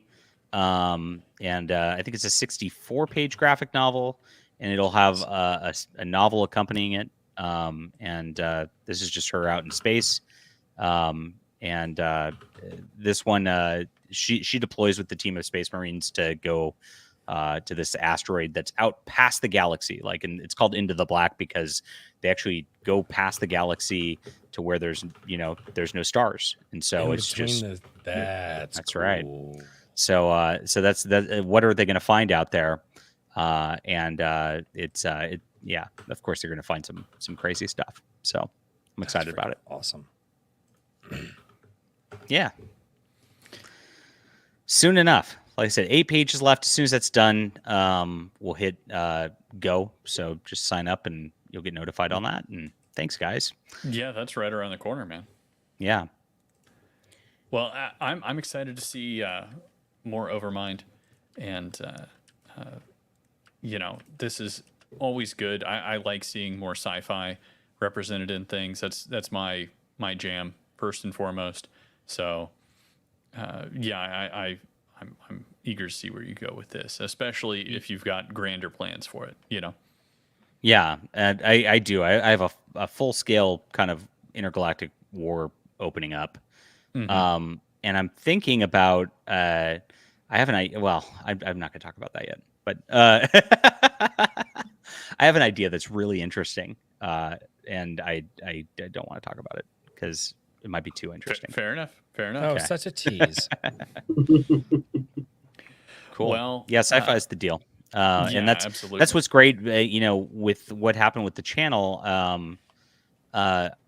3 months ago, I decided to kind of dial back streaming, and then YouTube went, "Oh, your watch hours are actually very popular," and so they just started recommending my videos a lot more. And that was in conjunction with Warhammer causing its problems, and which was 40K, right? Because it's the sci-fi universe. Yeah. And I've read 40K book. I don't play 40K because and the reason is because I am way too lazy to sit here and paint miniatures like this all day long. And Richard just if they got attacked. No, Yeah. I mean, I understand. I would not want to paint a whole 40K army. I play disaster. BattleTech, not just because I love BattleTech, but Right. I do tabletop BattleTech because you paint 4 little miniatures. I mean, this big. Yeah, I've done them. And you get 4 of those, and you're done. Done It's play good. now. You don't have If to. they came painted or had somebody to paint them for me, I'd do it. Yeah.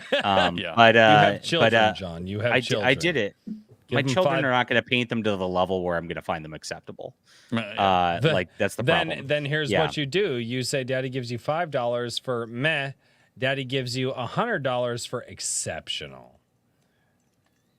Yeah, I think the time And it would then- take them to get the coordination to do that for exceptional would be, it's a Yeah, lot because I've painted enough myself to where I find them pretty good, and it's so many hours. I mean, just to get to that point, like, but your children learn good hand-eye coordination, and then they think they're doing it, and then you don't have to do it. Like, yeah, there's other things to do. And But then you can start eBaying them for like $200 I like the books a though. pop. They're like a lot of the Warhammer books were really cool back in the day. Not the new ones, of course, like everything else. Yeah, the old stuff and was really cool. yeah, Dan Abnett really did an incredible job, especially. But so I connected with that audience on that level, and I was happy because it was sci-fi, and I'm like, wow, this is really cool. And so I started selling my books as advertisements on that, and I'm like, oh, that went really well. Then Doctor Who hit, and that went really well. Now Star Wars is hitting, so I'm cultivating an audience that's like not necessarily the same, comic people, but they're into science fiction. And that's going to let me do things in different mediums, which I definitely want to make a tabletop game at some point. I'm talking with some people about that, and I want to like have all this stuff going. So it's good to have people into the genre. The GOAT is amazing. And not just one thing. I was bullied into this. This is Royce's new co-host. Yep. No, this is. Speaking of my replacement, I'm going to go ahead and drop out here. Later, Richard. It's good to see you. It's my bedtime. Yeah, nice to talk, man. And it's good to finally see the GOAT and stream with the GOAT. It's been a long time coming. I'm very honored. I mean, JD, I'm also glad that you're here, but the GOAT is really the star of the show. I understand. I can't. I mean, I was trying to get my dog to like star in the show, but you see him back there. He's out for the count. Looks like. Yeah. So, yeah. The dog has lumped. Doing a good stuffed animal impression over there. Yeah, that's right. No. Anyway, well, I'm gonna go ahead and bounce. Thank you for chatting, man, and everybody who showed up. Thank you for listening to me ramble for a bit. And if you're in Dallas, if you're gonna be in Dallas tomorrow, shoot me a DM. Otherwise, I'll catch you guys next time we all get together and chat. Sounds good. Good to see you. All right, night, guys. Night, Richard. So the thing we haven't spoken about yet is Fandom Pulse. I wanted to give John a little bit of time to talk about that while Royce plays with his goat. Yeah, my wife was like, "Oh, I wasn't sure about bringing the goat." I was like, "No, you can bring the goat down." Like everybody loves the baby. He's a baby. Well, and he was in rough shape earlier this week, but he is much better now. Like, so he's kind of a rescue, and I have been told he is going to be the stud. He's not going to be a slaughter goat. We're not allowed to make this one food. So, well, with a name like Samson, you can't really make him food. I can, but no, my you wife can't. stays up later than I do, and I have been told I may not wake up. So he's gonna have to wake up every day of his natural life. But yeah, no, he's a sweetheart. He was bad sick. He couldn't even stand up by himself on Monday this week, and there have been vitamin shots, and he couldn't even drink by himself. So we actually had to do intravenous like water and salt. Like it was, but yeah, this is the goat that all of you guys bullied me into. So. Yep. Yeah, and I like tell people, I'm like, you know what? Like, because, he's got vet bills and we're still doing that and he needs help. And so if you guys do send in private donos, I'm not going to feel bad about asking for the private donations for the vet bills and the health of the goat, because I've literally been bullied into this for the last 9 months of my life. And so, but yeah, he's here and he is a good boy, and he just wants to be loved. He wants to have a good home. So. But yeah, and he's going to have a good home, and I'm going to make sure of it. So, but yeah, and he is the new mascot of the channel. So this is Samson. No, you're not getting my microphone. Go on. Go on, buddy. Go on. There you go. So let's talk about the news. All right. Yeah, end of last year, I was John Trent, who's honestly the best journalist in this space. He was the editor-in-chief of Bounding Into Comics and left Bounding Into Comics. I didn't know really what was up for a bit. I knew and he told me it was like, he's like, I can't morally work there anymore. I'm like, okay. And I found out that like the corporate there basically was trying to get him to soften his coverage on Disney and so they could get access. At that point he's like, I don't do this for that. Like that's not what we're here for. Mm-hmm. And so that was sad. So I was there for a bit longer, and they were talking with me, they actually, everybody, I got this for a while. Again, no matter what I do, they go, JDA, you're just grifting for money. Blah, blah, blah. Well, Bounding Into Comics actually offered me like $1,500 a month to write like 20 articles a month, which is pretty damn good. And so that's what they wanted me to do. And and so really good rates. Holy shit. Yeah, so I turned that down. And so JD is a grifter. Like it's like, okay. What happened was I put up an article, and I kind of did this testing while I was in that period because John told me that they were trying for access, trying to change their content and things like that. So I put up an article because there's a gal called the Penny Parker who exposes a lot of the bad things in comics over the last several years, who people say is me, by the way. Which is it's like, okay, is it you? No, it's not me. I wish it was. I can confirm that. It's ridiculous. She's coming out with a book called Generation Simone, which is about Gail Simone and about the Whisper Network in comics, and how they systematically go through and literally make and break people just based on their personal whims. And that is it. Yeah. I will say this. I am so surprised that the Whisper Network thing is not more widely known than it is, because the first time that I heard about it was through Clownfish TV. Yeah, it's real. It's a real thing. Yeah. And like they kind of very much so. I don't know if they blew that story wide open, but like Clownfish TV, I mean, they're a sizable channel. Yeah. And they talked about that several years ago, and it's still not being talked about. And it's still like, oh, it's just a conspiracy. And they're like, no, there's receipts, and people like, Yeah. It's I wrote an article just saying, hey, this person's writing a book, announced that she has a publisher. It's going to be coming out probably end of 2024, somewhere in there. And this is going to be coming out soon. And it was kind of a test. And I went through, because she's actually listed who the Whisper Network is, like by names. I said, she broke it, and it's these people. And, they've been causing problems in comics for a long, long time. And I just went through the history of it in the article.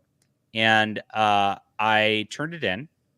And while I was in discussions for them, giving me a salary, and it just never went up. And I'm just like, huh. So I just kind of stopped writing for a bit and waited because they were in a transit. Like, they lost their editor-in-chief. They're a mess at that point. And I get a message like 3 weeks later. Hey, how come you're not writing articles? I thought we were giving you a salary. I said, well, I put up an article, and it just went off into the void. Why would I write another article if that's going to happen? Right. And she's like, well, I thought you were supposed to write every day. And I'm like, well, yeah, but you don't pay me unless you publish my articles. That's kind of how it works. And I'm, so I'm not going to just write more articles that are going to go off into the void. And so she said, okay, well, that's my bad. And then I got a new editor showing up, who John Trent always edited my stuff before this. And he gave me these notes, which were just it seemed like he was justifying his job. Like I would, and this was on I did an Eric July article also, I guess. In the Eric July article, it was about Alpha Core coming out or something like that. He did things like I put the link at the top of the article and at the bottom of the article. And he dropped it from the bottom of the article. He's like, you already put it at the top of the article. I'm like, yeah, but when people scroll down, they don't want to scroll back up. And so I'm trying to get Eric July more clicks. That's the whole point. He's like, no, that's, it's stylistically, it doesn't look good. I'm like, you got to be kidding me. Oh, And so just like, it's like, I'm gonna have to argue over this. Was this guy straight out of college? No, Yeah, I mean, probably. he's a nice guy. I don't have a problem with him, but he was clearly trying to, this was in a group chat with the corporate people. He was clearly like, showing I'm doing my editorial job and looking good. The show and I'm like, okay.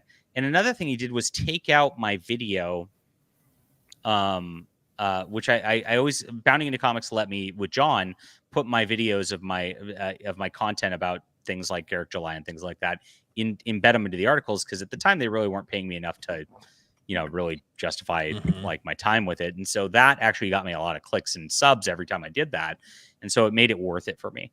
And so he took it out of there and said, when we do these types of articles, we can't put videos in them. I'm like, you got to be kidding me too. So I'm like, this is looking bad. Like, for what what's the point of my doing this? And then I got the notes back on the other article, and they said, we can't publish this. And I'm like, why? And she's like, you don't have any verifiable sources on any of this. I said, she just posted that I'm making this book on the internet with the cover. I have the tweet embedded in here. What do you mean I don't have verifiable sources? Well, she's not a verifiable source. I'm like, she's saying she's coming out with her own book. What do you mean she's not a verifiable source? She's an anonymous source. And I'm like, and this is more insulting, because if you look at Bounding into Comics, like half of it is like, rumor, Disney is canceling Star Wars for good. Yeah.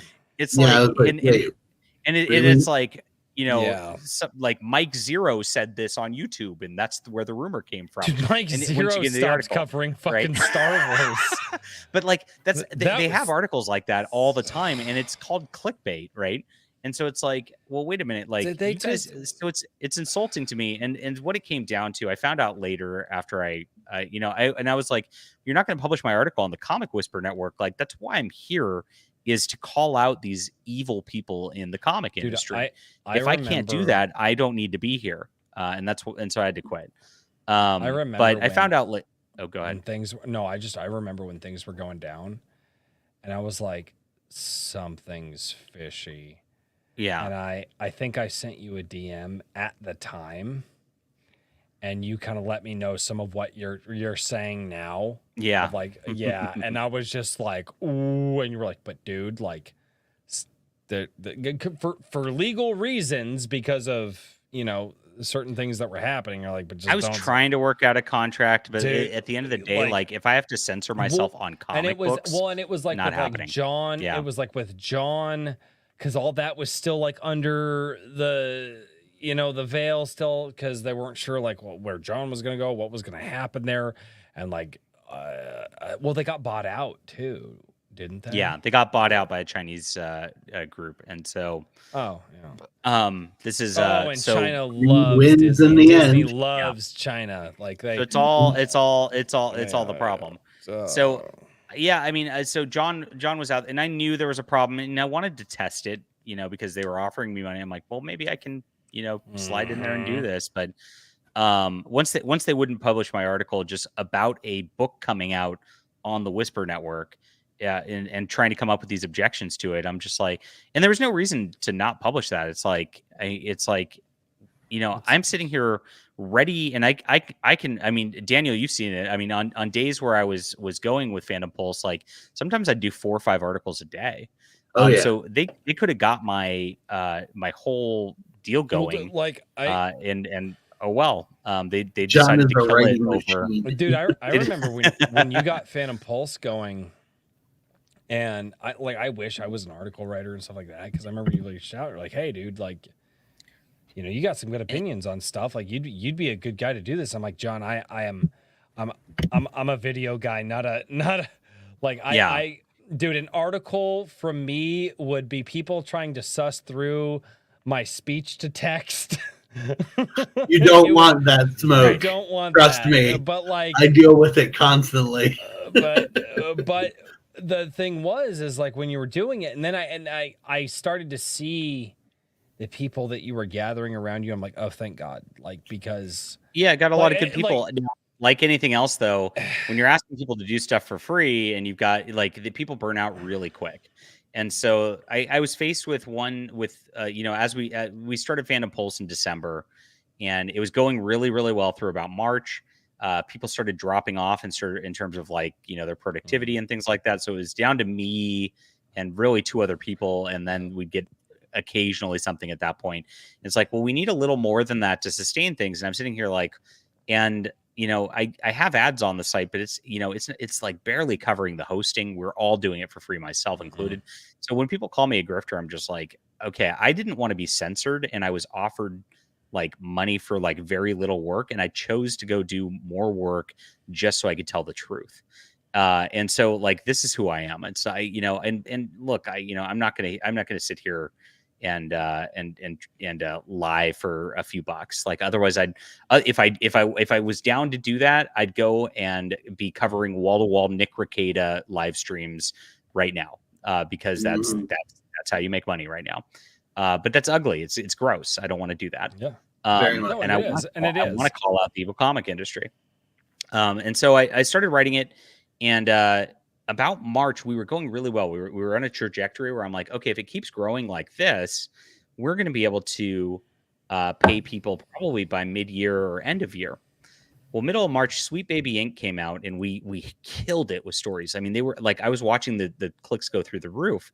And then suddenly I look at my Google traffic, and it went from like, oh, you had 40,000 impressions yesterday to, oh, you have 0 today. And then the next day was also 0.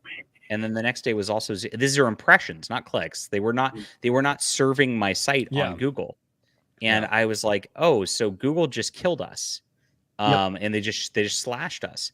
And so because they didn't like our Sweet Baby Inc. coverage, they just turned off serving our site. And that hurt for a bit. I mean, I've got a little bit of a Twitter following to where I can get that going a little bit, and but it really hurt, and revenue dropped to where it's like I'm really barely covering hosting at this point. And we continued on anyway. We've got less writers now, so it's harder. We've got less revenue sources because Google's turned us off. And then it was beginning of last month, somebody mass reported Fandom Pulse on Facebook or something. And Facebook then branded our site as spam, and everybody who posted links got them removed. Not even if Daniel tried to post it, couldn't do it. Wow. Blaine Pardo and Mike Barron both tried to post links about their books and stuff like that. Facebook wouldn't let them. And so now Google and Facebook have both wiped us from being able to exist. And at that point, I'm like, you know what? This is too hard to do as this sort of thing. So I actually just moved it to Substack. And it's actually kind of better in a way because the way to compete as a news website is you need like 30, 40, 50, articles a day. And so you really do need that much to go. On Substack, I'm here like basically building a mailing list and building some paid subscribers. So I'm not like trying to get that ad click by having a lot of content. I can do like 1 or 2 pieces of content a day and then grow the subscriber base based on that. So now that I'm down to, and I actually have not written anything this week. Jack Dunn has written every article this week. Thank you, Jack Dunn. Cause it's the French Open for tennis. And that means I'm getting up at 5 a.m. and watching tennis for like the first 4 or 5 hours of the day. So, I was tuning. Oh, hey, what's John talking about today? Oh, it's tennis. God, tennis. All right. So, John, so we're doing this now, which is great. I love you. Yeah. I love you. I love you. You want to talk about tennis? No. You sure? But tennis.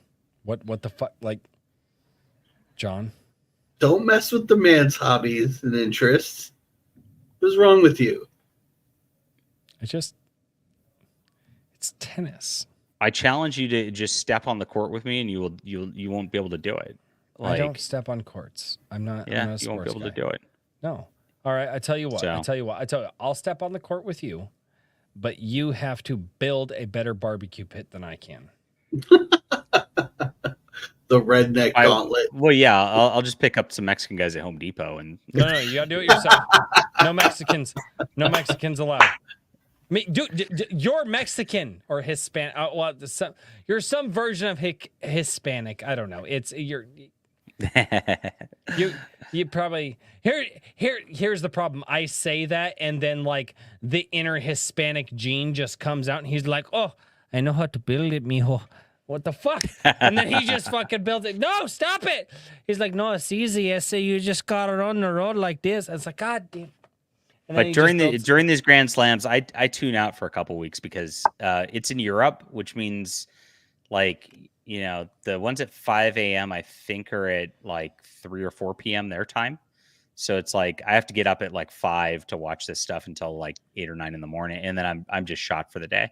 So I've not been able to like write all that much this week. I wake up at that, like that's my normal time of waking up. I wake up at 4 in the morning. You do? Yeah. That's crazy.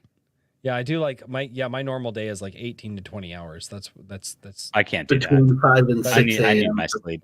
It's radically like the last few weeks I've been feeling. Yeah, my normal day is like 18 to 20 hours. This is the deal. So if you guys want to sign up for this, basically we're doing 1 or 2 news stories a day right now, and that's probably how we're going to do things for the future. And it looks a lot like Fandom Pulse. You can see we just got I've got my videos embedded, and you just get whatever news we're doing, and it's a variety of topics. It's comics, video games, sci-fi stuff, and thank you.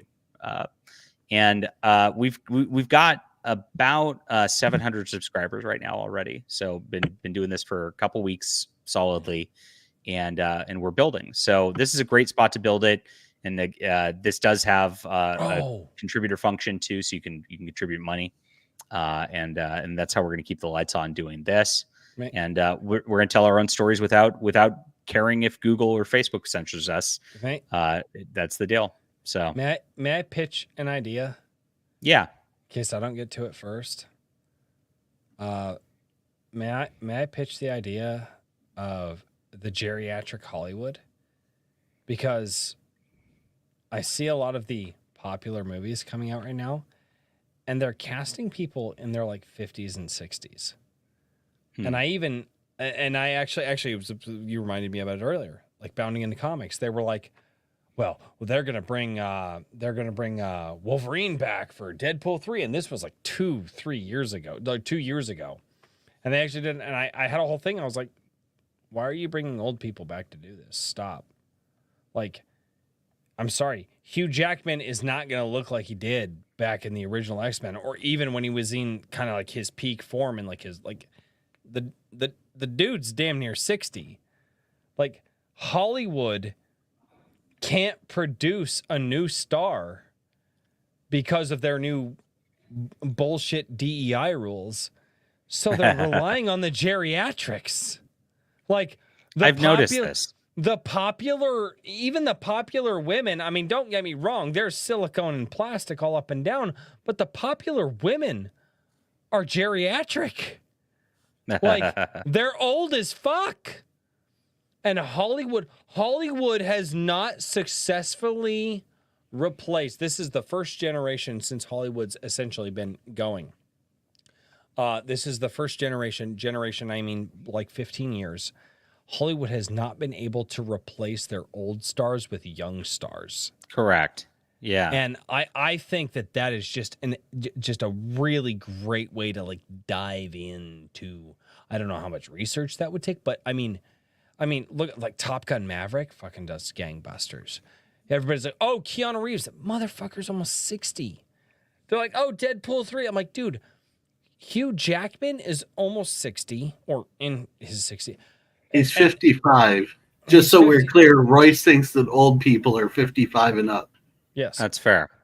I do look at this, though, and I look at all these modern fact properties. That he tried to do his workout regimen to get his body trained up, and he physically couldn't do it, so he had to stop doing it, and they put a fucking muscle suit on him for Deadpool 3.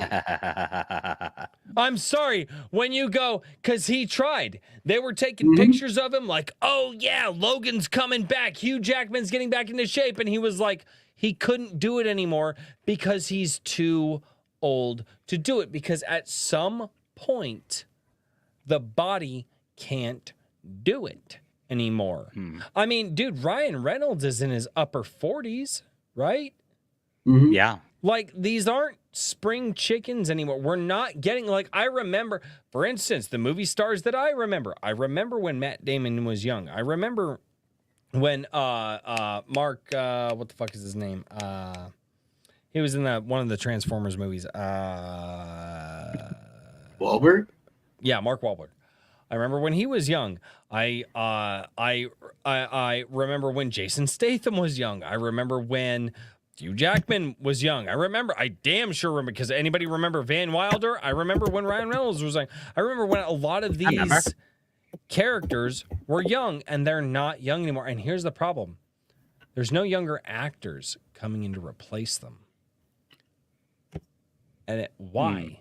Why? What's wrong with the culture that the people who are young, who should be identifying with young people, who are traditionally the people who go out and spend money, why are the young people not replacing the old people? And they have to rely on the old people to keep it going. Like, that's traditionally not true with Hollywood. Because they basically scared everybody out who's not a weird homosexual out of Hollywood.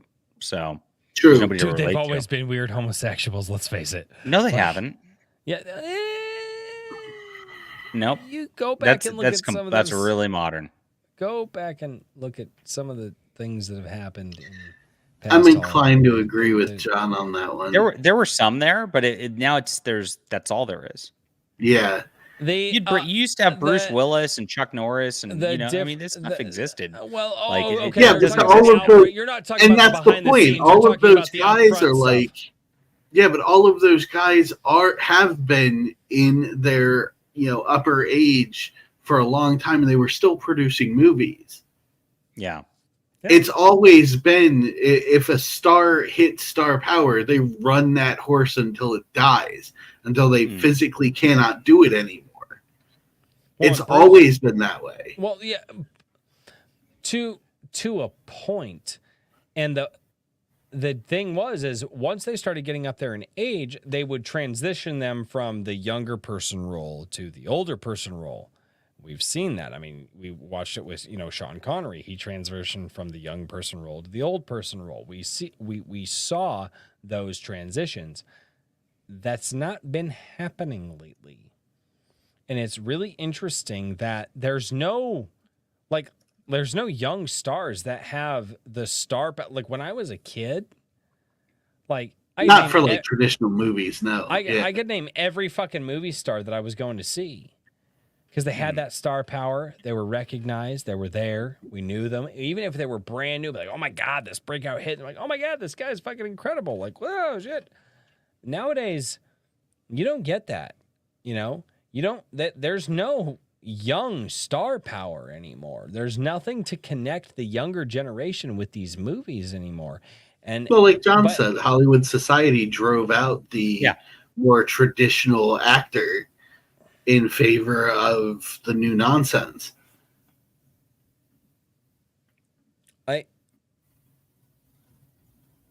Possibly. I don't know. Because it's just something I've been thinking of for a long time. And I don't know if it's necessarily the new nonsense. That's part of it. That is absolutely part of it. I think it also correlates with the reboot and sequel era. Because back when we were younger, there were new properties coming out. There were new things, and now everything's a reboot, a sequel. A play off of the Marvel universe. Like, dear fuck, like what are we at? Like 32 fucking Marvel bullshits now. Like, yeah, and it's all rehash or redo. Like, I'm sorry, I mean the Bourne Identity, dude. That whole you look back on it, you're like, yeah, it's not the greatest thing ever. But at the time, you're like, oh my god, this is insane. But I think it correlates with the fact that Hollywood lost its creativity.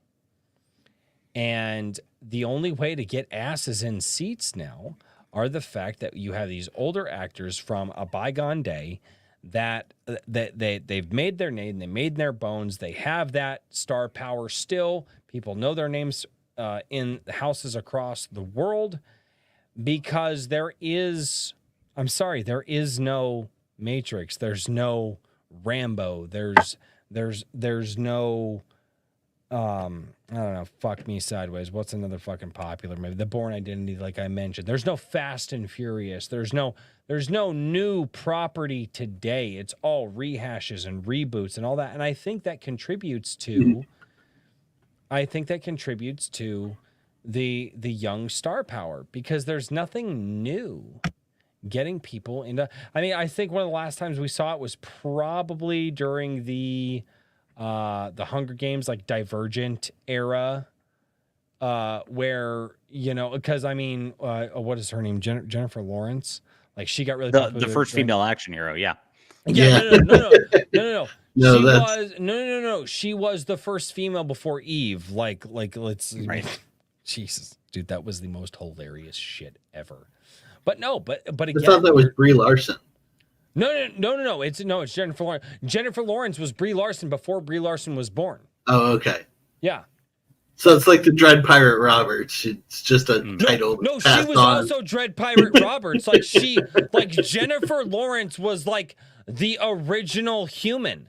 Like, there was no human before Jennifer Lawrence, right? Like, John, like, I'm pretty sure that's the first female the first female title. Just ever. Just, she was, that was the dumbest fucking. But no, I think it correlates. I don't know. I just, it's just something that it's been bothering me. Like, and the reason that it bothers me is I've got 4 kids, and I want my kids to have something that they can grow up with, something that's fun for them. Like, I had Dragon Ball Z. And they do. They got Fortnite or whatever. So, damn it, John! John. Where can Roblox? You? I swear to holy fuck! I just goddamn it, John! Oh, Roblox! Jesus Christ. Well, I'm not having him back on. John, where can we find you? What do you do? This is your last time on IAK. Make it good. Yeah. So I've got YouTube. I stream Mondays at noon my time, which is Pacific, and then with Box Day on Thursdays at 4. So that's when you catch my streams. YouTube does not send out notifications on those, so just kind of remember it. I've got a Discord server that you don't have to have a Roblox account to get into. I'm going to Discord as well. Actually, I'm transferring everything hopefully this weekend. I will be shifting from. Fuck! I'm so tired. I fucking hate you for saying that. By the way, you fucking. Thank God. I'll probably hang out on Discord because I've actually got the app, so that's good. And then I was gonna Twitter say you're on my and Gilded of course, server, but you're never there. I'm never there because I don't like use it except for Gilded sucks. Once you're on Discord, I will probably hang out. But yeah, I mean, best way to probably support right now is to either sign up for the Kickstarter, go to Amazon, buy some books. If you're new to my DelArroz.com. Oh yeah, I do have a store on there too. I've been dropping that link all night where people can get like free PDF books and like there's they all can sorts of stuff. sign up for free. They can get some free books to check you out for the first time. I would recommend getting this novel, Justified, and I would recommend getting this comic, Overmind, if you're new. So those are the two that's my comic, that's my novel, and I've got them digitally on here too. Do I have Justified on here? Maybe I don't have Justified on here. But I do have I do have Overmind on here digitally. So cool. And then I'm gonna get back to writing. I'm writing my right now I'm working on a Space Marine comic, which I showed to people for the first time about an hour and a half ago. And Overmind Book 2 is going to be up on Kickstarter shortly. And I'm writing my my Star Trek replacement series. I'm about 20,000 words into that first book. And I don't know what I'm going to do. I know I'm going to put it up on Subscribestar chapter by chapter for a second. But I don't think I'm actually going to release it as physical books until I get like at least a trilogy done. So we'll see how that goes. Yeah. That's freaking awesome, man. Cool. Right on. Dude. I've got too much stuff. I'm sorry. No, you never apologize. Stop being fucking. Are you Canadian? No, California. No, you're Hispanic. That's right. They don't have those up there.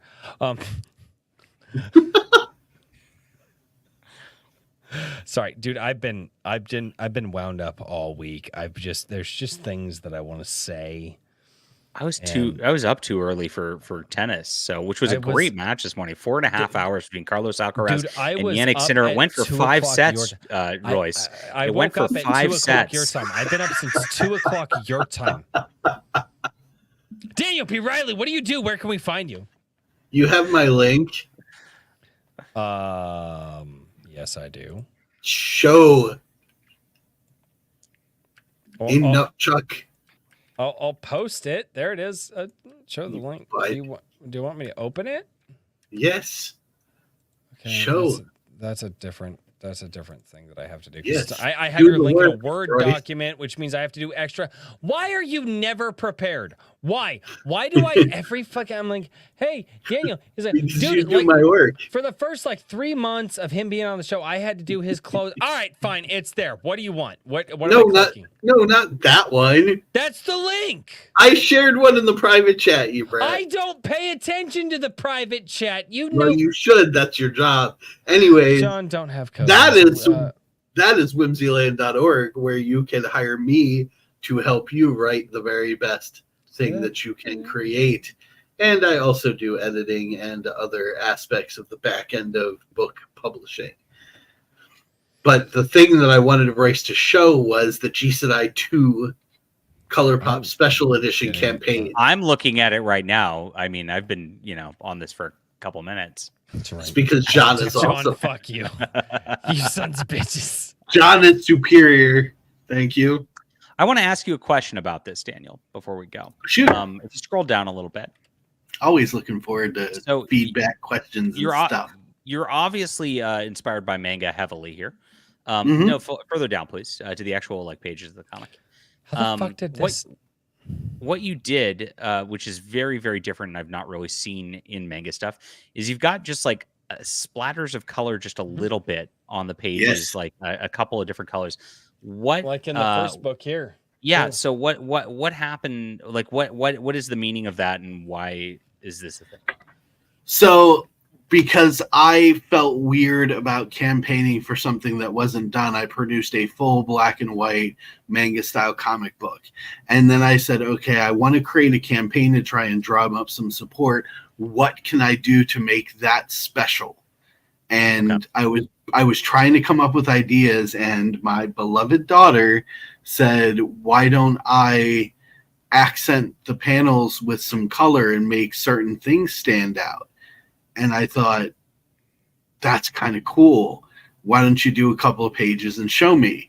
So she did. And the ColourPop concept was born.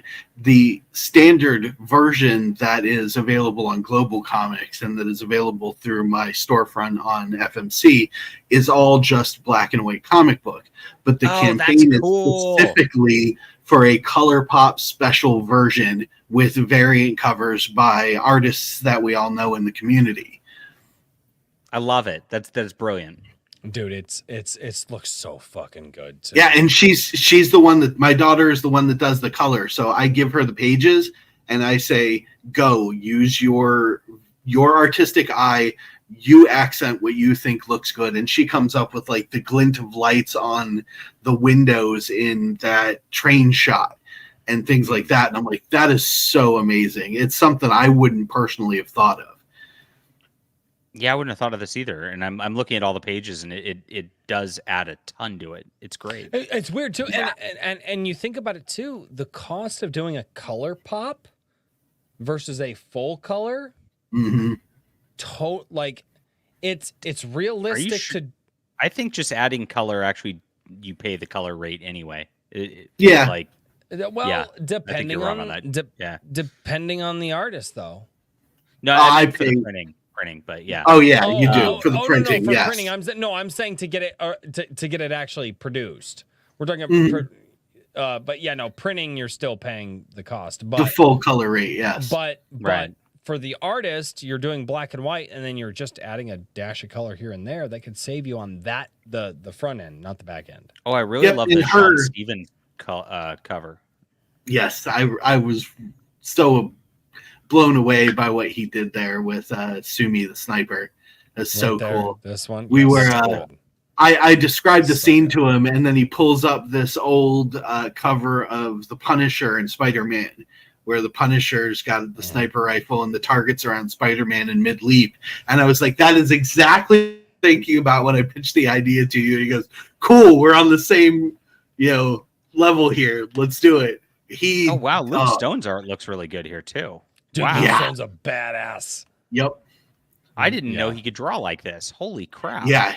He's going to be doing some other illustration work for me in the future as well. I've already talked him into it, twisted his arm. But that black and white reflection image is just beautiful. Sick. Yeah. And it was a pain in the ass to embed the title in the way that I did, so it looked like it blended into the mirror image. That's so cool. Can you get Just to Die #1 on here? Yes, there is a second chance for a color pop of #1 because I, obviously still have the files for it. So I said anybody that wanted to but didn't get a chance with the first campaign can add that on. It's at the bottom of the rewards list. Cool. Dude, I'm so fucking excited. Yeah, my whole goal for this is to do 6 issues, which is basically the first story arc, and any excess money I make from these campaigns goes into a fund for me to try and create a animated pitch that I can then maybe farm out for support from actual companies to create either an animated film or a series out of it. Awesome. Dude, it's fucking well, we'll tell you here in the backstage real quick if you've just got a few minutes to hang out backstage. We'll tell you the funny story behind the first one's funding if you weren't privy to that. But ladies and gentlemen, thank you all so much for tuning into Iron Age Nights. We had Jon Del Arroz playing. So here's how this happened. His people finally answered me. I don't know if you know this. John's got people, and I had to call the people. John, fat bitches don't fly. I told you. Fat bitches don't fly. Keep an eye out for the t-shirts, people. Make that fucking shirt. Do not let me forget it. Somebody text me that right now. I will have the design ready for you by the end of next week. I want fat bitches don't fly, and I need some bitch whose feet's just dragging through the sidewalk. Dude, anyway, so, ladies and gentlemen. Wait. Do you remember the old Disney Fantasia with the hippos doing the ballet? Oh, fuck me sideways. And they do the flying leap. I want to do that with a generic female and do the fat bitches don't fly. It's going to be awesome. We need to work on this shirt. See you next week. Oh, thank you guys so much for being here. John, thank you for having your people answer my phone call finally. It's wonderful. I appreciate that your people finally forwarded my email. Your people talk to his people. And I don't have people, and that's why his people. They're like, no, who are you? Oh, you're a drinking. No, John. We don't need John on your show. No, like legitimately, guys. John and I have talked about Bryce this. Has ghosts. John and I have talked about him being on the show for over a year at this point. Timing just never worked out, and like a month ago I was like, John, let's make this happen, and he was like, let's make this happen. Ladies and gentlemen, thank you all so much for being here. Tune in on Sunday for Sunday Coffee, where I read all your comments, and as always, until next time, cheers everybody. Good night everybody.